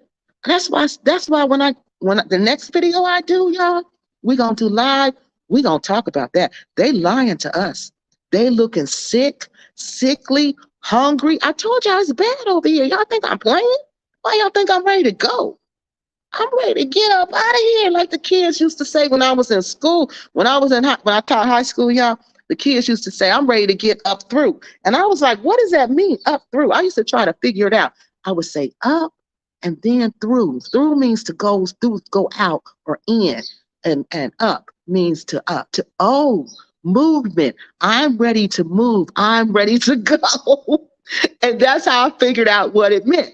So I'm ready to get up through, okay? I'm gonna miss my family and friends, but Gambia, this sex tourism, these crazy Europeans who wanna pay for these men who giving the European ladies, you giving the European ladies a bad name. You coming up here embarrassing them. Because I know they all ain't doing that. I know they all ain't doing that. And for the ones who are doing it, I know them European ladies is ashamed. You giving my grandmothers a bad name and they don't like it. That's probably why I'm so hot and heavy on it. All of my grandmothers is mad about it. I didn't even see her come in the comments laugh. Yeah, and she left. She came in and left. To enter a beach resort in Gambia with wait a minute. To enter a beach resort in Gambia with string tongas is inappropriate, and I am talking about black and white, but it has seen from Black Americans. Once again, ma'am, the Black Americans who are coming to the Gambia, this wave that you're seeing are not the best African Americans. I've said that time and time again. I bet you won't see Kiki Loves Nigeria like that. I bet you won't see the people who watch my channel out there like that. I bet you won't see us like that. No, because we have class and we have style, and we don't do that. If you have on a string bikini, why would you have that on? I guess they figure they say the old women got on those bra and panties and they just showing wrinkles. I guess they feel like they can show something the man really want to see. I don't know. That's not how I dress, and I don't commune with those type of people. Okay, I don't know. Maybe they want. Only person I seen dressed like that was some YouTube girl, some African American YouTube girl. Now she dresses like that. Maybe you talking about her, but she ain't on my level. She don't watch my channel. She ain't on my team. We don't talk. I mean, we don't listen to her. These people out here, these African Americans out here, fake, phony, evil, malicious, jealous, lowlifes. In America, they know who I am in America. They know who I am. Game recognized game. They know who I am. They know.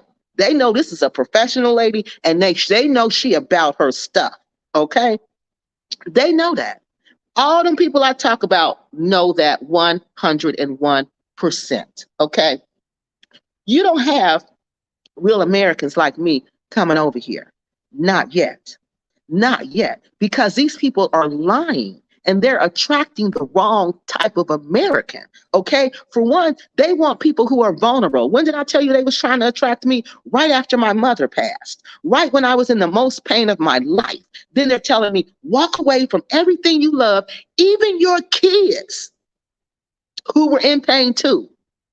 Bring beautiful, my niece, pack her up from everything she know and everything she love and bring her to the Gambia so I could suffer like them. So I could suffer like them. And I was listening to them. And if I would have listened to them, I would have been over here suffering. I would have been over here calling my kids to try to help me get back home.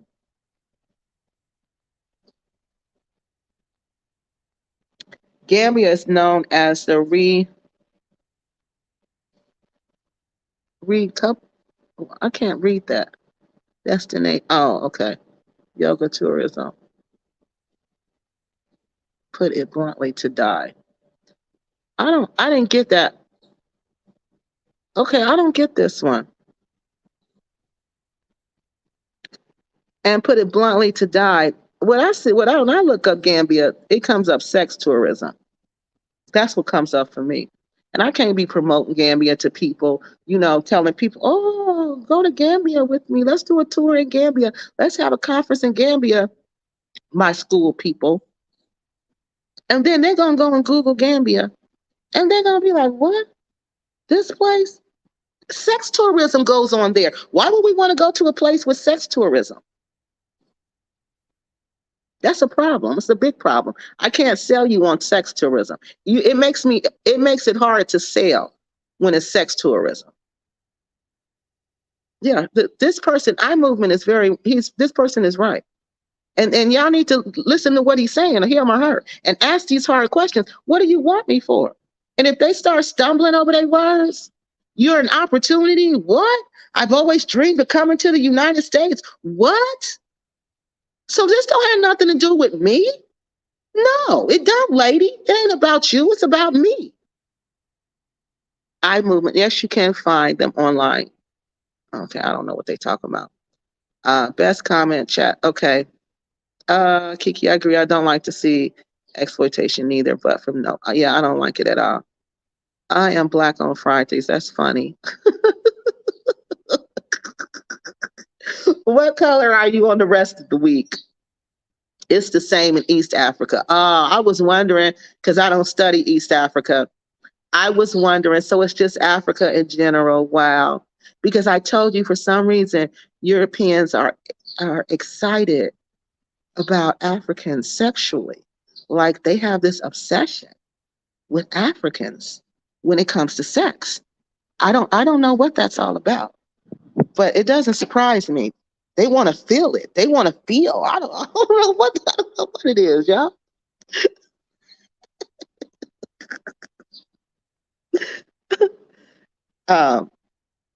Yes, exploitation is Gambia. Is mental illness. on a whole nother level. Yeah, they are mentally ill. He ain't lying about that. The Mzungu woman told me she's tested the HIV theory. What does that mean? What does that mean? Mental health is a serious reality fact and a concern, and yes, it is. Takes a while for the newbies to understand the real Gambia eye movement. Okay, I'm wondering what really is going on. The Gambia is skinny, gout look, isn't it? What? Say that again. I'm wondering what's really going on in the Gambia. This skinny, gaunt look isn't it? Yeah, honey. You see, they all look like that. They hungry. I'm gonna tell y'all, they hungry. They are hungry. I go to bed hungry. I wake up hungry. I'm hungry most of the day. Y'all know I got money. I just got here from the United States of America. Why don't I have food? Guess what? Because it's the rainy season and it's hard to get food during the rainy season. Oh, we're going to talk about all that. Has anybody ever told y'all that? Has anybody ever told y'all that? That food is hard to get in the rainy season in the Gambia. Yeah. So you're not going to have enough. And when you do get food, you're going to pay. You're going to pay for that food. You better believe it. Oh, I'm going to talk to y'all about it all because I'm like, my mind is blown. I said, I ain't never been this hungry. Nor the obese diabetics who are prone to heart attacks. Yes. That's one thing. People who are diabetic. I keep thinking about y'all because if y'all don't know about Miss Danita, I did a story about Miss Danita and she's on my channel. She passed away in Nigeria and they think it was a suspicious death. Of course it was a suspicious death because she's only 36 and she just dropped dead one day. Was talking to her friend on the phone and a couple hours later she was gone. Well, after that, they tried to say it was because she had diabetes, because she did have diabetes, okay? And it could have been diabetes. We don't know. That's the whole point. If you don't do an autopsy, if you don't do a tox screen, how do we know how someone has passed away? We don't know. And if it is not natural causes, if this person just didn't get old and die in their sleep, then it's not natural. And we need to know why. We need to know why. Nima, I was thinking about you. I was thinking about you. Guess what I did last night? I went to Cuddy because I was thinking about you, Nima. I was thinking about you and me and Mom when we went that day, and it was so much fun. The Gambia ain't the same without you. I miss you. I ain't got nobody to call and say, what you doing today? What's the plan for the day? Oh, the topic is, we don't have a topic. We just talking about what I see in Gambia. We just talking about the stuff that's been bothering me in the Gambia. So of course we talk about sex tourism and how expensive it is and how we don't know that until we get there. I think so, I movement. But if you are not only married to a Gambian, but also, yes, in its society, you ask, talk, listen, and learn a lot about the good, the bad. Yeah, she's right. And that's what I do. That's exactly what I do. And that's how I know what's going on. Because I can't go by my American mindset. I got to go inside that culture. I got to go inside those communities. I got to sit outside with these people. I have to do that to find out what's really going on and what's the mindset. Biba, Black Acres of the Gambia. Let's go, Rick and Cynthia. Champion, we love you, brother.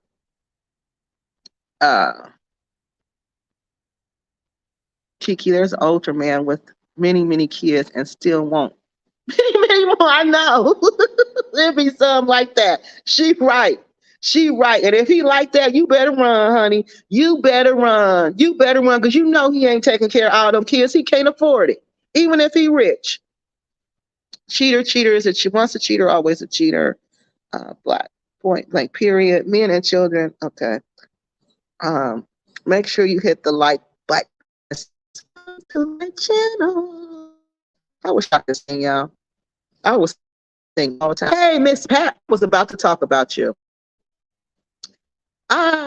Miss Pat told me, and I stopped, y'all. I'm glad it came back. Listen, that bar I went to, remember? Miss Pat told me that that afternoon, no, she went the next day to that same bar, okay? And there was a European couple there having these two Gambian kids raise up their shirts while they took pictures of them. And this is no lie, y'all. This is easy to see in Senegambia. It's easy to see little girls sitting on old men laps. It's easy to see a grown old man with a very little girl, like 6 years old. And you looking, because you can tell as a mother, you can tell the relationship. You know, you looking to see, do I see any love? Do I see any compassion there? Do I see a mother? Do I see a father? Do I see any type of relationship? No. All I see is something don't look right here. So, yeah. A mature African man is taking care of his business and not at the beach. He's not being picked up by foreign women. She's right. He's not. He's not. That's what they told me. I was like, well, why y'all don't go to the beach? It was like, we don't have time for that. Only the bumpsters go to the beach like that. They said if you see somebody at the beach every day, that's a bumpster. Yep. Gambians stay with their own. What you mean, do they stay with their own? Do they socialize with? It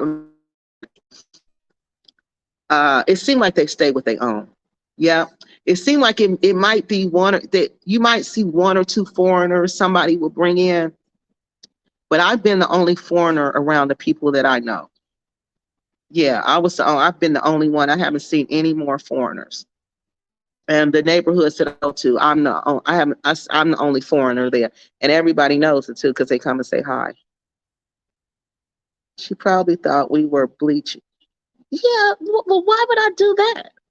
I don't bleach my skin. I was offended. I looked at her and I looked. You should have seen my face. I was like, what? Do I look like I bleach my skin? People who bleach skin don't look like this. It looked bleached. The pigment is not even. The price should be the same for all. If you feel to give extra, that's fine. Some foreigners are exactly. But see, the problem is when you give extra, they get mad when you don't do it. They'll get mad when people that come behind the Europeans won't do it. Because I went to the Senegambia market and they were mad because I wouldn't pay all that money for what they were asking. I'm like, I'm not doing that. There was no way I was going to pay for what they asked me because I knew they were overcharging me. No. And they were used to getting handouts. Yeah, that's what that is. When you give somebody something for nothing, that's a handout. You giving them extra for what? What are you giving them extra for? Because they gave you good service? Or are you buying something? Tell me, is somebody at a restaurant? At a restaurant, I give tips all the time. But if they tell me the dress is $350, just like yesterday, I sure not gonna give them $750 like she tried to charge let me back up. When we first went to the market, she tries to charge him. It's the aligners, y'all. When I start talking fast, they make me slow down. My tongue can't move fast like that. It's the aligners. Okay, so bear with me. So when we went to the market, I have to talk slow. When we went to the market, I said, I'm not going to go in with you because I know they're going to play games. And I'm just going to sit in the car and wait for you to come back. And he said, okay, because I can go much faster if you're not here. And I said, okay, that's fine. I'll sit here and drink my tuba coffee. So He goes to the market. He comes back out. He shows me what he has. And I'm like, wow, how much did you pay for the dresses? He said, oh, they were only $350. I said, really? He said, yes, but she sold them to me for $350, but she was trying to sell them for $750. When I first came up, she told me $750. But then I told her, no, I ain't doing that. And then he got it down to the Gambian price, which was $350. So, yes, you're right. And so what was he supposed to do? Give her extra money? So he should have just gave her the $750 because I had it because I'm an American? No. That's what's wrong now. That's why she asking for $750 and she know the daggone dress is worth $350. You can't blame Gambians to see they see blonde hair and think you are bleaching. Or oh, well, what? Why? I don't have blonde hair. Are you looking at the TV? Are you looking at your screen? My hair is not blonde. So I don't know what you're talking about. It used to be, but I dyed my hair since then. I don't like blonde hair anymore. I changed it, y'all. That's me. I change it every so often. I want a new look. I like this. What y'all think? But anyway, I don't have blonde hair, so you can't think that. Nope, mute point. I don't have blonde hair.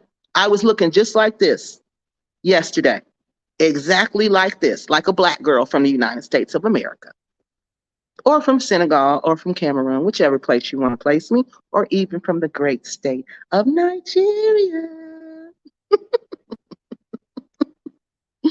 I love Nigeria.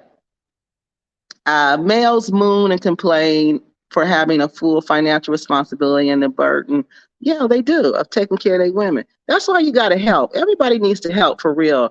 Repasts are willing to pay for a lot for a drink in an American or Western owned restaurant in the Gambia. But how do you know that? How do you know that? How you state that like that's a fact? And that is not a fact. I know that's not a fact because I don't do that. Americans don't do that. We complain about the prices, lady. That is not true. Tell me where Americans willingly pay high prices and they are not complaining. Tell me. Please tell me. Please tell me. African men are not more visual than Western or white men. Do you know that for a fact, or is that your opinion too? Or is that your opinion you're presenting as a fact? Because I told you I know it as a fact from their culture and from their history. Look at their women. And it is a fact. Okay? So how do you know that fact? Did you study their culture? Or did you just study their men? Pay the price for the drink and pay the price for the vegetable, seller asked. I'm not paying extra though. I ain't doing that. I don't even go. When they go shopping, I don't even play the games. They do all of that. I don't go to the market. I don't go do nothing that has to do with money because I'm not playing them reindeer games. Visionary love Africans will not buy anything from AA businesses. Yeah, they only buy from China. She's right. They don't buy nothing from us. So you say that to say what exactly? They don't buy nothing from us. They don't even come to our stores. They don't even want to be in our neighborhoods. Okay. Not all native Africans are dark skin tone. Yeah, she's right. They're not. That's why I'm like, why is she giving me this skin cream, bleaching cream? I don't use that.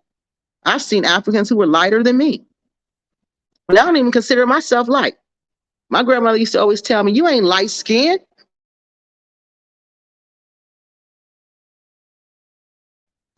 She used to always say, you ain't light skinned. You brown skinned.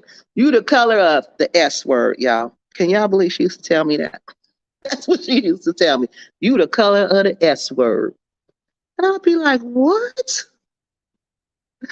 How do people perform sexually when there's nothing visually pleasing? They close their eyes. Oh my God, y'all are wrong. Y'all are so wrong for that one. Yeah, that's what they do. They have to. Okay, y'all, I gotta hurry. I think that maybe only a few must give the sellers extra. I don't know who giving nobody extra high as this place is. Hi, Kiki. These old washed up Europeans come to victimize the young people because they can't afford. Oh, they can't. She's right. Because if they could go to Paris, they would prefer to go buy boy toys in Paris. They would prefer. Right. She's so right. Oh my God. That's exactly what it is. They can't afford the European ones. They can't afford the Hispanic ones. These are the cheap ones and they can afford the cheap ones. Wow. I don't know. Just to say, I hear from Black youth YouTubers, I am not even talking extras, but demanding from local prices. Oh, how scandalous. To find out how scandalous Gambians can be. Yeah, they are. They can be, just like the rest of Africans.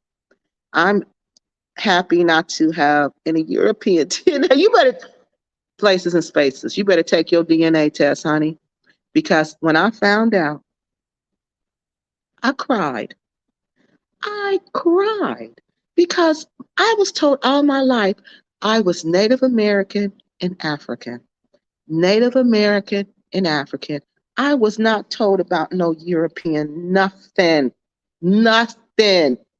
When that test came back and it said 80 something percent, 82% West African, and the rest was European, I cried. I kid you not. I cried. I kid you not. I cried. And then I thought, as a historian would think, and I thought, well, look at the country you come from. You're an African American. That's what they are. They're blacks, they're Africans mixed with Europeans who were born in America. You're nothing more than what your country says you are. You are a true African American. So I had to learn to embrace it. So I began to embrace it and love them and call on them to help me with different things. And they helped me understand European people. They helped me understand the European perspective. They understand there's no reason to hate anybody. Where did I see sex tourism supporting Gambia? Okay. What did I? Oh, honey, it was a lot. We've been on here for a long. Oh, y'all, it's been 4 hours. Oh, I gotta go. Nobody is forced to go to Gambia. Kiki, you are married. You never show your husband. Never show my. Okay, let me tell y'all this. African men don't want to be on social media unless that's their job. They don't like social media. Professional African men, they don't want to be on social media. He has no interest in being on my YouTube channel. Uh, he has no interest on showing y'all what he look like, who he is, or none of that. He don't want nothing to do with any of YouTube. He ain't about that. So that's why I just even the Nigerian dude I was with, he didn't want to be on the night. He didn't want to be on my YouTube channel, and he helped me create the channel. He's the one who helped me create Kiki Does Nigeria. So I'm like, wait a minute. If you don't want to be on camera, neither one of them wanted. They did not want to have any parts of my YouTube channel. But now you see, if you see these African men jumping up on a YouTube channel, jumping up in front of the camera, you better be leery of them too. Because don't no African man want to be on TV. I'm telling you now. And the reason I don't show him, because he don't want to be on YouTube. He doesn't talk about this. Honey, no. There's too much drama for him. It's just way too much drama for him. You see, he gone upstairs. The black race is a mother race. In the original matrix, every race has black DNA. Don't believe the hype. They do. I believe that. Kiki, I keep my distance from him. Some goes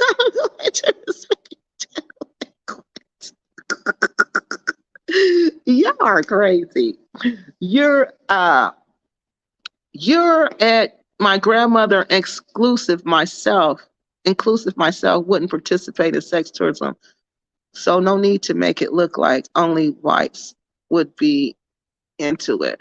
Ma'am, it's not me making them look like that. It's only whites into it. It's the statistics that are saying that. It's the facts, ma'am. It is the number of European women who are recorded on, they count the number of women coming to this country, ma'am. They know that you're coming here and how many are coming here, and they know you're coming here to have sex with these men.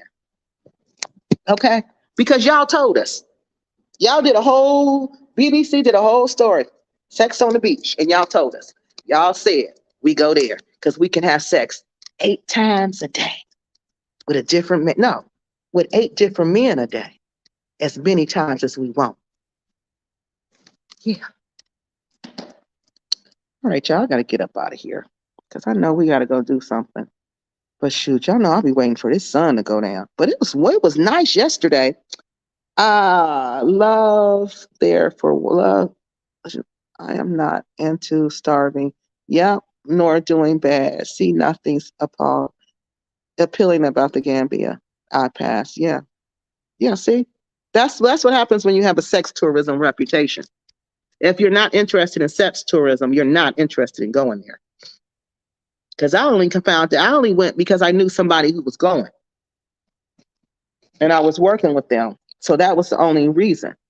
Gambian females are jealous, envious. Yeah, I know. They are. Visionary is, she's a distraction. Yeah, I know. I know. You see that? She always comes to distract. She really is a distraction, but that's okay. She can keep distracted. She just wants to prove her side. She wants to speak for the European women, and that's fine. We're going to give them a chance. I ain't going to shut them down. Visionary Love might be my cousin, my long lost cousin. Where are you from, Visionary Love? We might be related. Visionary Love, you got the right one. Oh, God. Oh, Lord. Ignore ignorant time. Oh, my God. What are y'all talking about? Kiki, does he just say assalamu alaikum to the ladies when you're not in the Gambia? Does he do that when I'm not in the Gambia? I don't think he talks to people. Like, he's like real quiet. You know what I mean? He's a real quiet person. And I think the only reason he spoke is because they spoke to him. You know, he didn't greet them first. They greeted him first. And it would have been rude for him not to speak back. So that's the only time. And like because I be paying attention, honey. I'll be looking to see if he looking at somebody else, to see, you know, his movements. And he don't do that. He don't like sneak a glance. He don't do none of that. You know, he's not, no, he don't do that. And then people come and talk to me about him.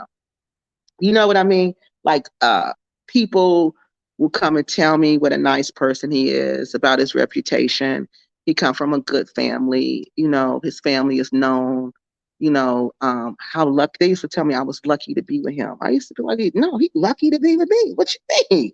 But I know what they meant, because it's lucky. You're lucky that you found a good person. Yeah, he's not a cheating man. He ain't none of that.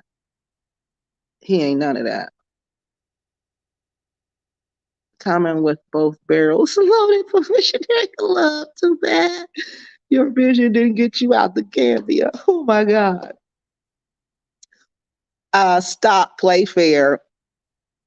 Visionary of Love, get off the chat if you don't like what we're talking about. Remove yourself. Visionary of Love has comprehension problems. Y'all stop. That's my friend. Leave her alone. No, she's European, y'all. She's European and she has a different perspective. She really does. She really does. So it's good to just listen to her. I know she thinks we're rude. I know she thinks African Americans are disrespectful. I know she thinks all of that. But I appreciate her for being open and honest. So, visionary in love, that's why I don't block her. That's why I let her stay and say what she wants. Because y'all see, she the only European woman on here daring to do so. So, we got to let her stay. We got to let her stay. I just want to get to know you. Yes, girl. Oh, I don't know if you BS love. What's called playing long? BS love. That's called playing the long game. Also, no, don't raise. Okay, don't raise. I don't know what you mean. Now, if somebody tells me I want to get to know you, that's what I say. So I don't know how that's BS because that's what I want. I don't want to have sex with you. I don't want money from you. I don't want a green card from you. I don't want to immigrate to your country. I don't want you to buy me land. I don't want you to take care of me. I want to know what type of man you are. That's what I want to know. I don't care about none of that other stuff. I want to know about you. Who are you as a person? When the lights go out and nobody else is around, who are you? So I don't think that's BS at all. I don't think that's playing a game at all. That's called playing the long game. Also called don't raise red flags. I never heard that. This I don't agree with, y'all. This I do not agree with at all because I think that's a great question to start off with. I mean, that's a great statement. I want to get to know a person because what else are you there for? You're there for the person. So I don't know why you think that's a game. Visit the Spice small rest. Well, I'm scared to go to these restaurants now. Hey, for righteous folks, how you doing, lady? Yeah, I'm scared, y'all. I don't want to eat nothing. If I didn't cook it, I ain't eating it. Hello, everyone. Let's come. Oh, hit the like button, y'all. STDs are rampant all over Africa due to the lack of education. Dang, I missed 3 hours. I'm sorry. I was up early. I couldn't sleep. I was thinking about all the stuff I seen. Dennis, this woman yesterday. Y'all, she had on this dress. It was so tight.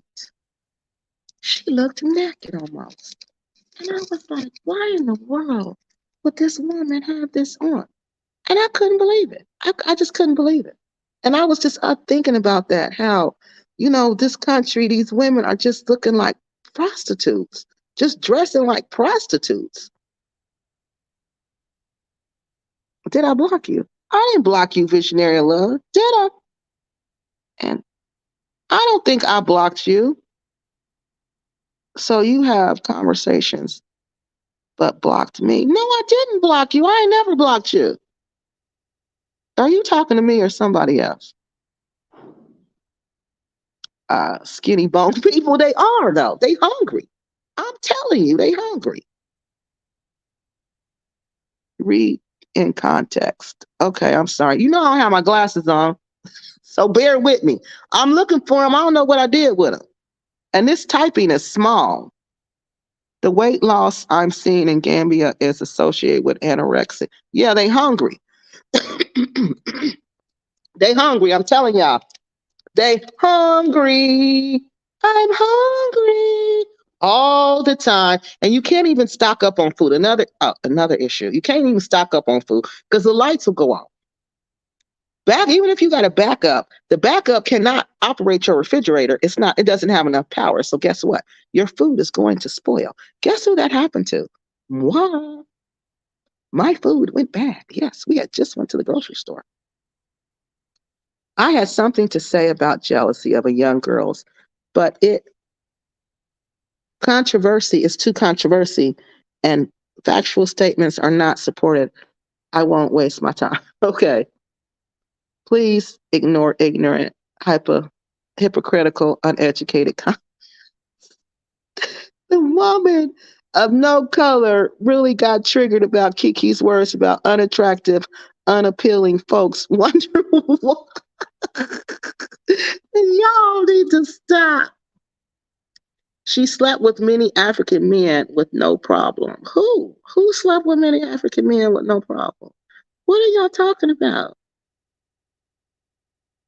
Uh, who are you talking about? I am on Friday. Who slept with many African men with no problem? I know you're not talking with no protection. I know you're not talking about me. Who slept with many African men with no protection? Because you don't know me, honey. You don't know who I'm sleeping with and how I'm sleeping with them.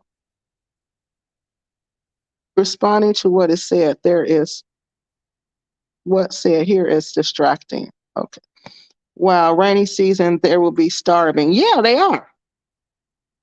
Because it's hard to get everything. Wait till y'all see the video I made of the roads when we was going to the market. I was wore out when I got back home. Kiki, I feel bad that none of the bag children are educated beyond high school. What kind of future will they have in Africa? Or they won't. They won't have no future. And listen to how they speak English. It's horrible. It is horrible. They don't have any social skills. School, school is more, I feel sorry for them too, because school is more than educating you. It socializes you. It teaches you how to behave and not to behave. And they're not learning any of that. They're not learning anything. So I don't know what's going to happen to them. I don't know what's going to happen to any of them.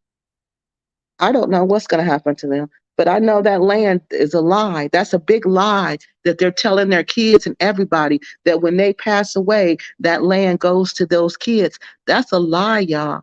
That land is leased. When he dies and when he dies, his portion of the land goes back to the state. When she died, her portion of the land go back to the state. So even if he's still alive, she won't get his share. It goes back to the state. So they're just lying. That's what I'm telling you. These people are sick, twisted liars. If Miss Kiki needs money, bet I will send her some now once. Y'all are crazy.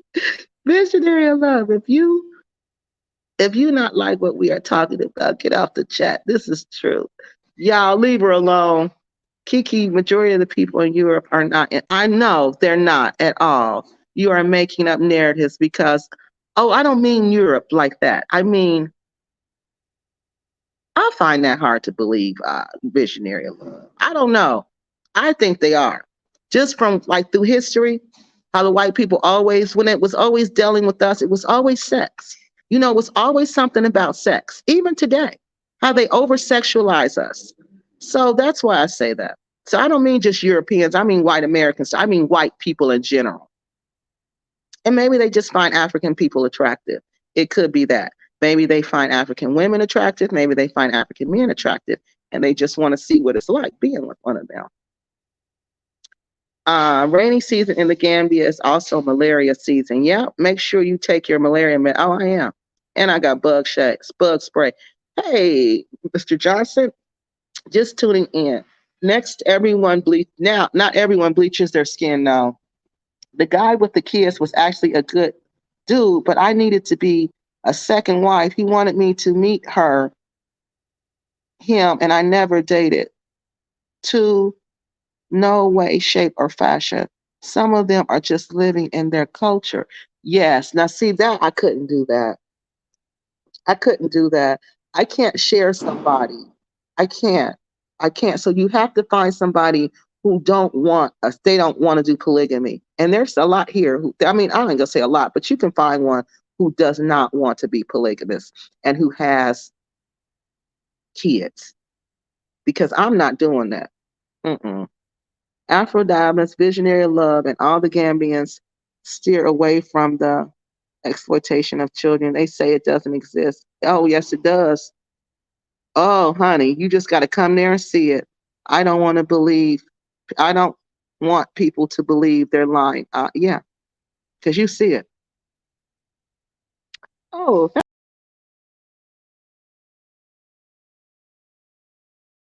a lot, and she knows. But as soon as I disagree, she gets loud. If I see her bias or generalized untrue statements, I will tell her facts as Yeah, I like visionary love, y'all, for real. We disagree about different things, but we have our disagreements, and that it's like cat dog. You know, a cat dog, they'll disagree, and then but they're cool in the end. She has her view, and she has her view, and I have my view. But I think just her coming on here is a lot for her to do that and to deal with y'all. That's a lot.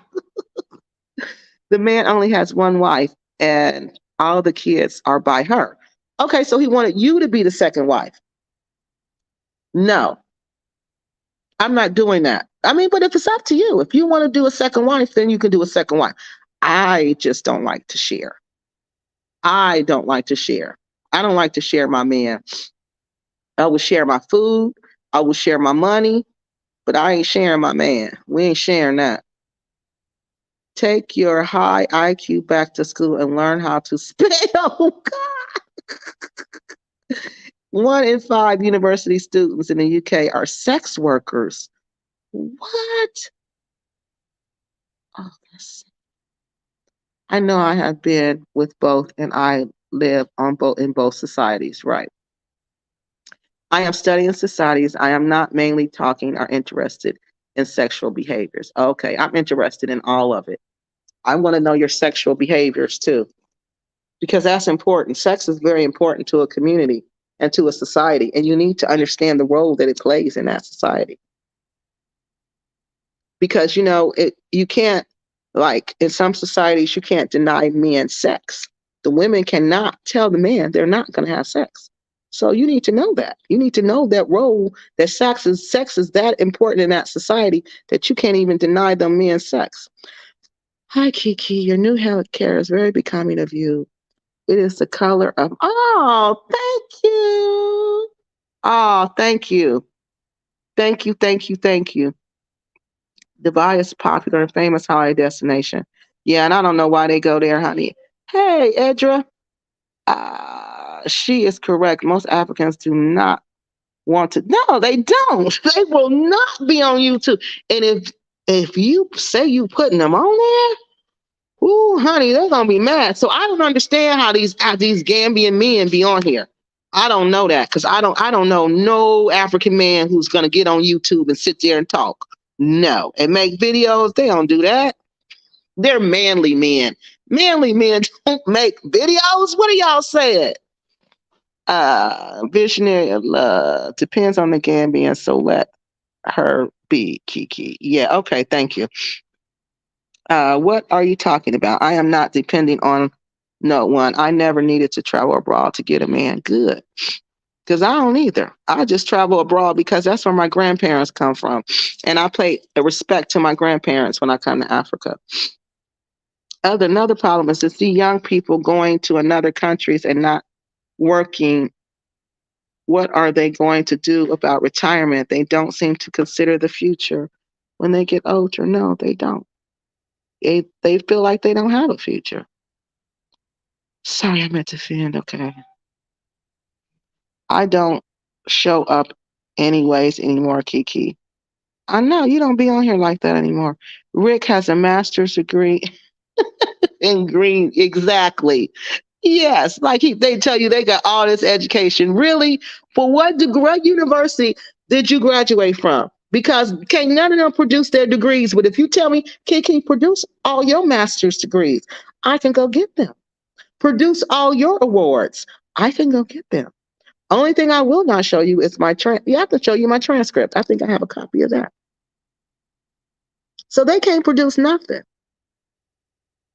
I went to the Caribbean 40 plus years ago. European, American, and Canadian white women. Oh God. So it's everywhere. No, not you, Kiki, the Mzunga woman. Oh, who's married to me? Okay.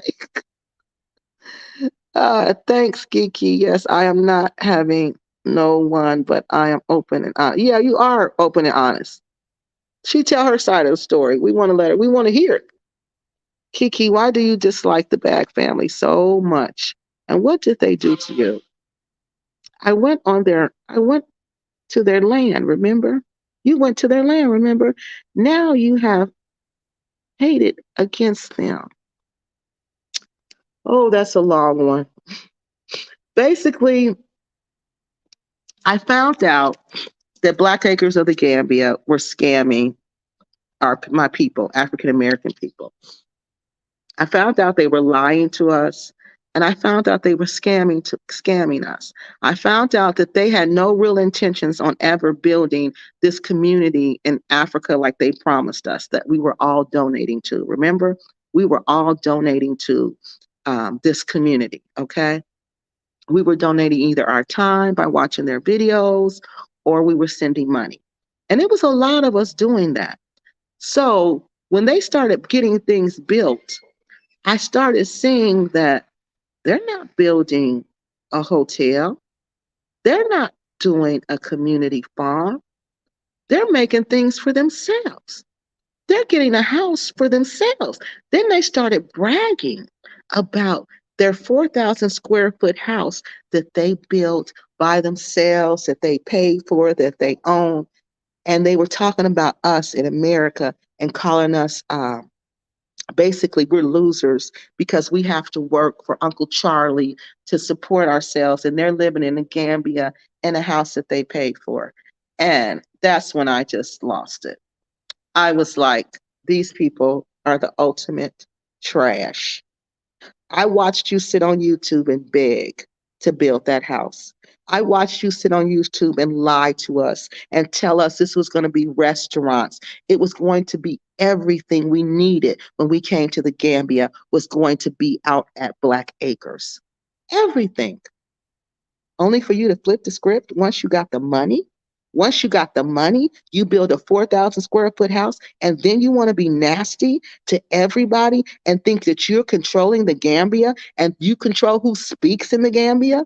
And then when they attacked Mr. Elvin from Elvin's B&B, I was like, this just doesn't sound right. You know, they talking about this man was doing some scamming and it wasn't even true. So when I was contacted to let him come on my show, I did. And when I did that, I let him come on the show, and that's when they went on an all-out attack against me. Them and their friends in the Gambia. All their little crew, they don't join up for nothing but to destroy other African Americans. They joined up to try to destroy, to defame my character pretty much, and to try to get my channel taken down. So this is all they've been doing, and that's why I don't like them. I don't like people like that. I don't like them, and I don't. And what I have against them is that they've used my people, they've lied to my people, they scammed my people. They're embarrassing in Africa. I don't like the way they talk to the Gambians. I don't like the way they treat the Gambians. They go to Africa and all the spirituality over in Africa. You get involved in witchcraft and black magic, really, and then you're using that against your own people. So that's why I don't like them. I know. I see you. Hey, poor those are both young girls. What? I met Visionary. Oh wait, I met Visionary of Love defends Gambian. So let her be. I'm not messing with her. What are you talking about? I ain't messing with her. That's my friend. I told y'all. That's my friend. Me and her argue all the time. We have our little words, and then we be friends the next day. She get mad at me. She go in the house and slam the door and take her ball back and tell me she don't want to play with me no more. And then she come right back out tomorrow and we be friends again. Bag just produced poopy, poop. Yeah, and I can't believe people ate that. You can get all kind of diseases from that. I can't believe that, and people buy them. The Bag family are a nuisance in Gambia, and Kiki isn't. No, it's nothing to be jealous of. I could have everything they have and more. I don't want it. I don't want any of that. About nasty. Who? I can't see that. Yeah, I got my glasses on. I don't know what I did with them. Yes, I love the new hair color. Oh, thank you. Yes, I do. Oh, what's that say? Yes, I do, but also whites. If you are generalized, okay. Nobody in here is jealous of the Bag fan. Right. We don't have to be. Trash is right. Bag are nuts. Yeah, they really are. Them and all their crew. Okay, Kiki, the West is in general is over sexualized. Yes, yes, Black Americans as well. Look at you're right. You're right. Look at how they presented themselves in the rap culture. Yeah, Black American women. Yeah, can you believe that, Visionary Love? Can you believe that? That's what I'm talking about. People like Black Acres, they bring that type of trash to Africa. They invite that type of trash to Africa. Watching Black Acres, watching their friends who pay for sex tourism, they invite that trash to Africa. And them girls, they gonna pay for that. They disrespected our ancestors so bad. So bad. I hate to see what their future look like. And they did it in Africa. Ooh, that's bad. Uh, and they threatened to us. Yeah, they sure did. In public. I got it on videotape. And they keep on threatening me. European has a way of getting away with abusing people. Okay, yeah. Leave bags in their swamp alone. Not stay on them. Keep them. Okay, I am. And that's what this is all about, y'all. That's what I'm all about. Holding people accountable. Because we gotta hold each other accountable. If we expect to live in a decent world, we gotta hold each other accountable. So I gotta get off here because I know my best friend holds me accountable for being on here for 4 hours. So I don't even know what he's about to say. But okay, thank y'all for talking to me because I needed to talk because that was crazy what I was seeing and going through. I needed to get it all out. I needed to get it all out. All right, thanks. I will see y'all soon. And we're going to talk about all the truths about the Gambia that them repasts been lying to us about because they've been lying big time. Like I said, they over here in the Gambia, hot and hungry. All right, I'll see y'all soon. Bye.